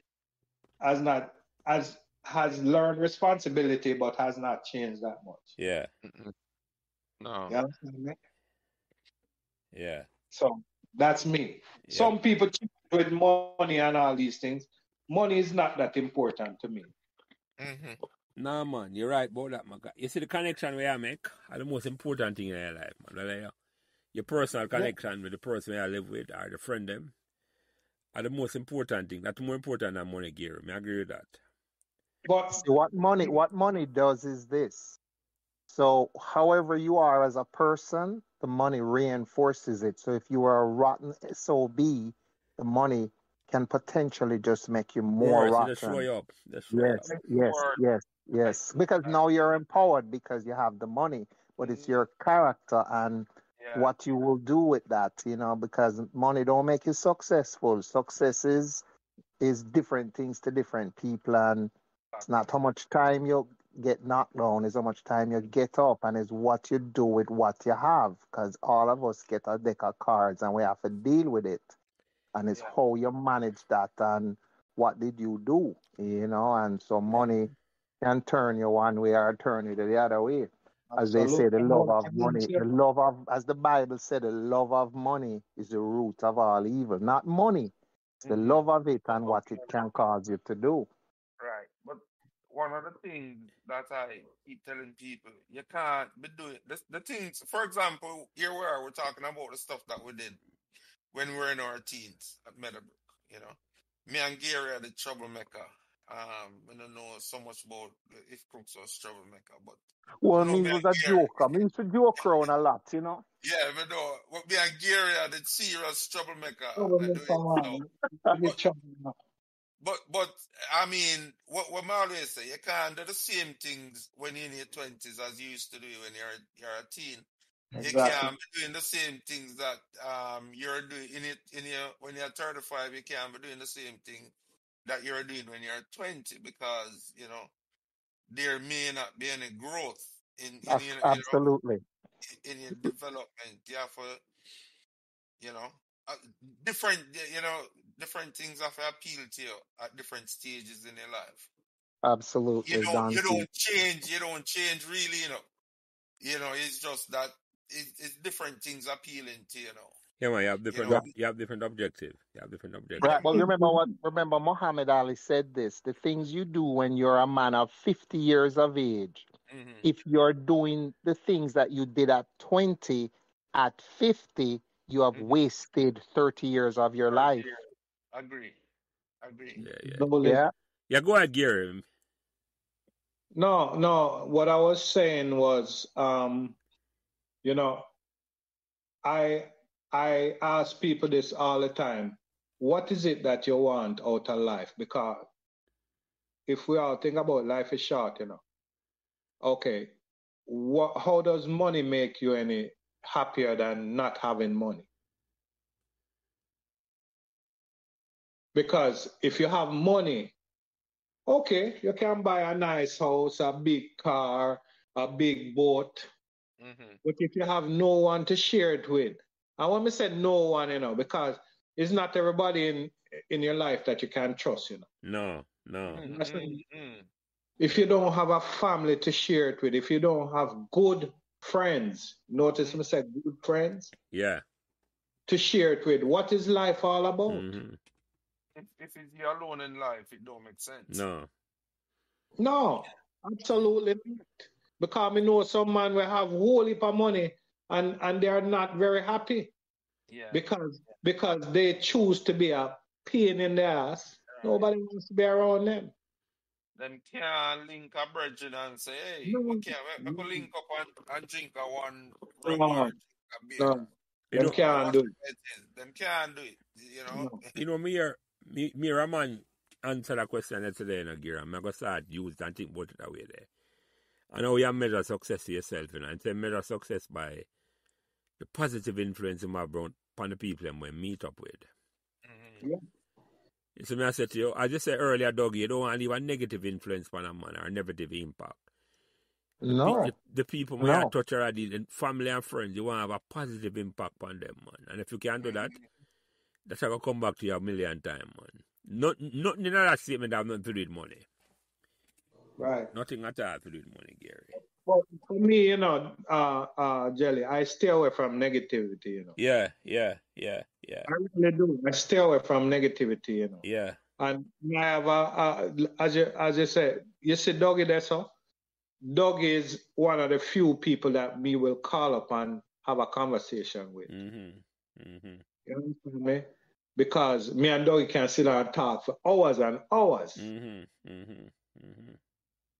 I know said Dougie is a man where I'm very sincere. You understand?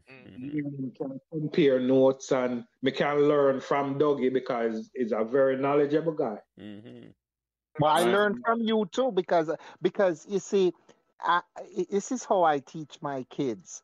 Every relationship that you encounter, think of it as a crime scene. Yes, my name is Crook, so I know a little bit about crime. What happened is you're gonna take something and you're gonna leave something. So if you think of it like as a crime scene, not in a negative way, but in a positive way, that you're gonna take something from that person and you're going to impart something to that person. And you want the encounter to always be positive, and you take that with you and you pass that on because it's an exchange of energy. That's how I look at it. So anybody that I try to stay in touch with all of the folks that will answer the phone. I will always try to be upfront with them. If help, share. I'm learning too from you, Groves. I'm learning from you, Jelly and Dante. And so everything you put together to help you to be better and to be positive. Because this life, as you rightly say, I cannot believe that it's 40 odd years ago I got to Meadowbrook. And I'm like, what? People look at me and say, Doug, your hair is gray. And I'm like, oh, crap. How did it turn like this? Because life is a paradox. When you're old, you want to look young. When you're young, you want to look old. And the time flies so fast. What is this life about?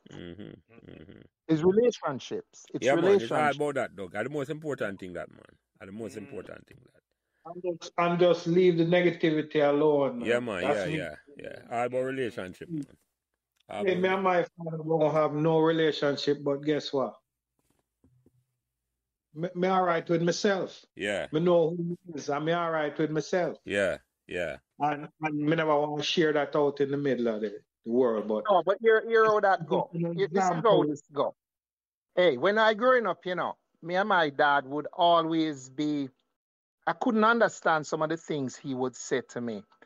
And Hog ask him, Mama, how your mouth so long? And the Mama Hog say, by and by you will learn.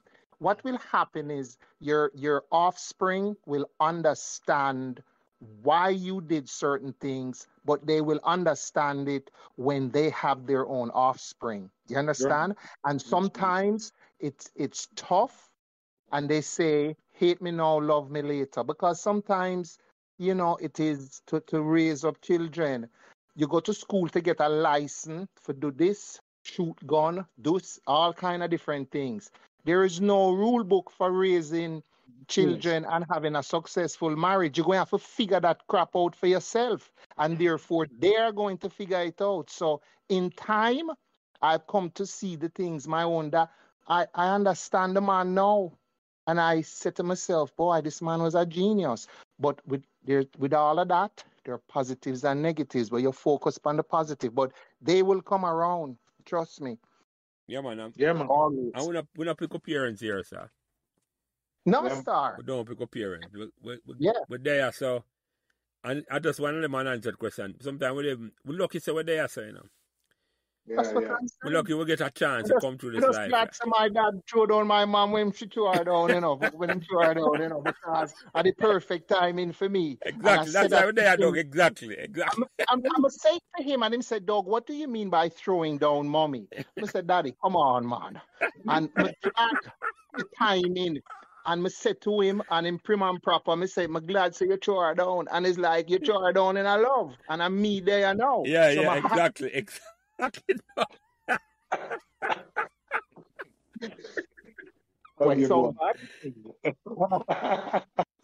Yo, Gary, let me ask you a last couple of questions before we start winding it down. What message did I get to the existing student in Meadowbrook now, our teacher who are coming in Meadowbrook? What message? Where did I give them? Where did I tell them about Meadowbrook, say? For the teachers, I would tell them to have patience. For me, to be a teacher, you have to have patience. Yes, and I agree with that. You have to love what you do. If you don't love what you do, you're wasting your time. Mm-hmm. And you're going to hurt these kids. You have to love what you do. Mm-hmm. Mm-hmm. That's me. And for the kids, take what you can get, as much as you can get. You understand? Because the world out there is tough, and education is important. You don't have to be a math whiz, Just know math, because you will encounter it in the future, and you're going to use it in the future. You don't have to be a English or a geography whiz, but take what you can learn. Yeah.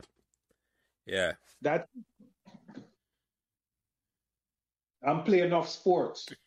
I agree with that. I agree with the sport. No.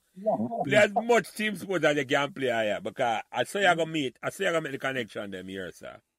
Enough sports, man. You never know when sports going to carry you somewhere. I open the whole door for you, man, and keep you safe and make you make friends and say, yeah. Anyway, gentlemen, let me ask you for second to last question, Gary.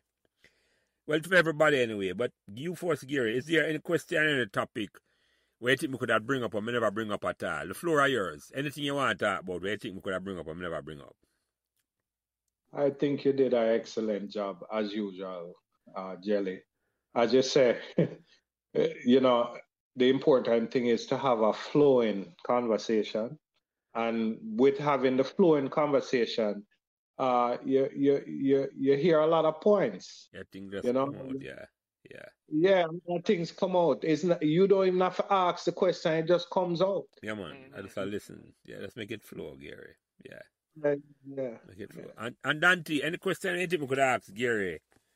We may never ask him. No, I have the same sentiments as Gary. It was fluent, and I think a lot of things came out. Even some things, I learned a lot of things. It's not a Crooks thing I learned. So Crooks is a philosopher. Yeah, I am. Yeah. I learned that Gary was pretty much in the mold that I was in while at school as well. So, you know, yeah, It's yeah, man. it's the same on alone in them thing. I know we are low, And that's right? the power of them surrounding a Gary and Dante. Are you Yeah. hear the same as a rate? Yeah, man. I know me alone have them issues. Right. Yeah. And I like when you say Gary, take the positive out of everything, you know? Yeah. Yeah. A lot of man might look on the fact say you were, or we were a certain way in school, but during the conversation, people may learn why we were or we were. Yeah. And what they will see is that there's a positive, you know, in everybody because I mean, if I'm sure, I mean, all of us, if we were told that we're going to be where we are now when we're leaving high school, we would have taken it, right? Yeah. Right. So, you know, it wouldn't turn out too bad. No. Yeah. Definitely Yeah. not Dante. Definitely The not. question I would have said to Groves is this: what advice would you give the younger Groves? You're now, in your 50s, and you have established yourself, the military, and you've worked for the. What advice would you give to your younger self? Well, let me first say this. The younger generation now, they tend not to listen. They don't understand that what you're trying to show them is a shortcut for them not to go through the things you have gone through. You understand me? You're trying to educate them so that life is not as hard for them as it was for you. But they don't catch on to that. No, you can talk, but it's up to them to take your advice or not take your advice. And most of these kids that are growing up now think that they know it all. Mm-hmm. Take, for example, my son. I said, son, let me lay it out to you. Go in the military, spend your 4 years, come out, the doors will just open like this. And I'm not lying him. I'm telling him exactly what's going to happen to him, My son went into the military and he got one of the second best jobs in the military. Douglas No, cyber systems operations. Average pay for that in civilian world is upward of $100,000 a year. Easily. Mm-hmm. But you have to do the time, right? Well, he decided he didn't time. He didn't. They're not. In other words, it's real simple, Jelly. They're not starting and finishing what they start. Mm-hmm. They're quitting in the middle. They're not finishing. Them not the big prize that you would say, Gary. You have your vision and know why you do it. And the why, I not easy for them doing because distraction a whole heap. And you love your why, and that make you focus, Yeah. And yeah, go ahead. Go ahead. No, go ahead. No, man, once you have your why, nothing else not really stop you, Exactly. So sometimes it's like you have to help the youth them to search them why, and that's the struggle, The why not easy for come out, why you do what you do, or why you fear for the way you want to do, That's a deep question you have to ask yourself sometimes, why are you fearing for doing what you want to do? And if you want to ask a question and answer it, nothing going to stop you, man. Nothing going to stop you. Right, because there, as John Lennon says, there are two motivating factors in life: fear and love, and they can work good for you or they can cripple you. Yeah, and you have to know what is what and which one you're gonna overcome. That's why I have to study over again. It's philosophy. I do. You have to face that, man. You have to face them questions, man. Yeah. Where you really fear. Where you really fear. And you ask, and trust me, once you answer that question there, you fear no evil, man. You walk through the valley of the shadow of death. Once you ask yourself that deep question there, Because deep down, the biggest challenge we have, all around, the biggest challenge we have, is a challenge we have in our own mind, It's not outside, it's not the next person, or the next opponent, It's the challenge we have with yourself. Yeah, you can defeat yourself. Yeah, man. And once you learn to ask a tough question to yourself and say, why you fear what you do? Or why you fear not pursuing what you want, though? Yep. But it's not easy, though. I'm not telling you say it's easy. It's not an easy thing. It's a tough, deep question you have to look into and ask, boy. And enough people go through life and never ask the question and just avoid it and just afloat. And them not see them real self. Trust me, man. If them learn enough to ask a question. Anyway, Gear, let me ask you the last question, because I have the first question and I have the last question to everybody. What made Meadowbrook magical? What made Meadowbrook magical? I think the people made Meadowbrook magical. Because without the people, you would have an empty shell. So the people, for me, made Meadowbrook magical. That's it. And the people, you have to include everybody, the staff, everybody, the students. Everybody. Down to the groundsman. Yeah, Mr. Barnes, Reds, yes. And Manios. When I tell him, I go back to Meadowbrook 40 years later, and Manios was there. Yeah. Yeah. Mr. Senior, bye-bye, father, yeah. Yeah, I was amazed. Yeah, Manios, we honor him, him and Pekka. Yeah, man. Past students gave him a honor. And everything is a learning experience in that school. Yeah, man. It was, Gary. It was. Anyway, gentlemen, I'm asking for any closing remark before I close it out. And you start first, Dougie. Any closing remark before I close out the program, Yeah, as I say, it's we must always be thinking of the other person and not just for ourselves. Want more for others as you want for yourself. And you will find that good energy, positive energy, your thoughts shape your actions, and you must be thinking positive thoughts and know that this life is finite, and you must try to have a positive influence on everybody and everything, because we're only here for a short time. And don't watch another man glory, because you don't know his story. Amen. And you just love and just do what is right and have good relationships and strive for that, and for the relationships that can't continue, as Marcus Aurelius say, treat people how they should be treated based on your value system, and you just move on from that. Yeah, man. Yeah. And Dante, any closing remark before I close it out, yeah? Oh, well, what I'll say is not the way I would usually imagine that I'd spend my Friday evening, but I have no regrets, continue to learn from these conversations. I don't think I've been in one where I've not learned anything. And as somebody said to me, I think it's in this conversation, somebody said, a teacher tell them, say, if you come to school and you don't learn nothing, you should stay. I wouldn't say that, Jerry. And then if you come and you learn something, once you learn something, you can go home. I think I'm Mr. Good didn't say that. Somebody tell us Mr. Good say it to them. Right.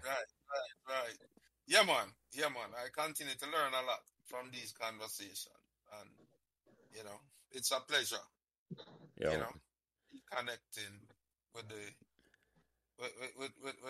the family. Yeah, man. Brookis family. Two original Brookis, as I said, Dante. Original. Yeah, man. Brookis. Yeah, man. And you, Gary, any closing remark before I close it out there?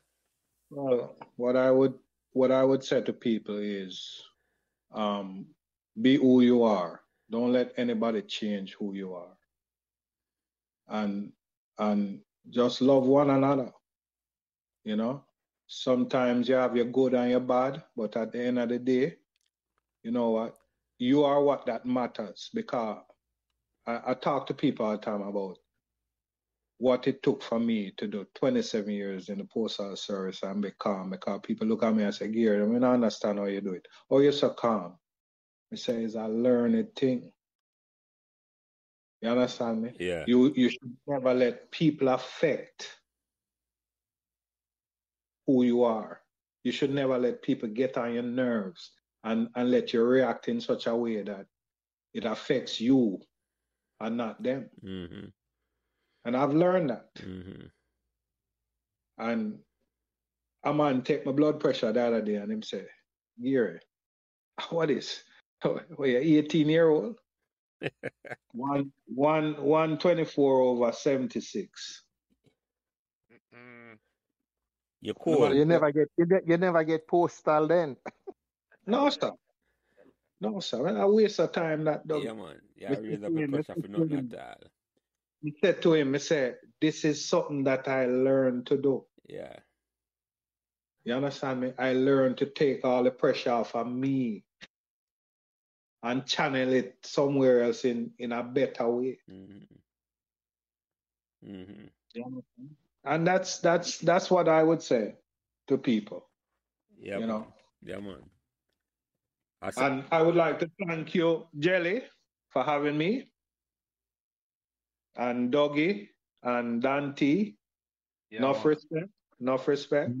Yeah, man, it was good. Yep, happy. Yeah, man. To, Yeah, man. This is a good 2.5 hour, Gary. Bless, trust me. Pleasure was mine, Asta. Yeah, man. Yeah, man. Yeah. Yeah, man. Yeah, man. So, gentlemen, Gary Groves, Donovan Thomas, Dante Artegreg, Douglas Crooks, it's been a real pleasure. This conversation here tonight. We there talk for 2.5 hours, like a 20 minutes. We there talk like a nothing. The conversation just a flow. Thank the whole honor and thank that great school at 2.5 Meadowbrook Avenue. We can still have conversation after 50 years for me and Dougie, 40 odd years for now, same way. 50 odd years, between 40 and 50 years. Like we're still at school, as I said, Gary, like when I left school. Mm-hmm. Yeah. I saw the conversation flow. So God bless that school and God bless the whole away. And I'm going to close the program out and I say, we're all Brookies. Brookies forever, my brother. Brookies forever.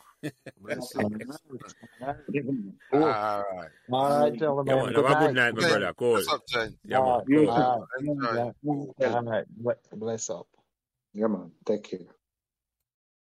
So remember to like, share, and subscribe these Meadowbrook Memories podcasts so neither you nor your friends will miss another Meadowbrook conversation. Thanks. Thanks for listening to Meadowbrook Memories. And remember to give us all the support and encouragement you can on whatever social media platform you are listening. And special thanks to my production manager, Kyle Prince, who takes care of everything involved in getting the podcast out every week. And without him, this podcast would not be possible. It is his expertise that allows me to do what I love doing every week, having great conversations about Meadowbrook Memories, and he's responsible for everything else. So again, thanks to my production manager, Kyle Prince.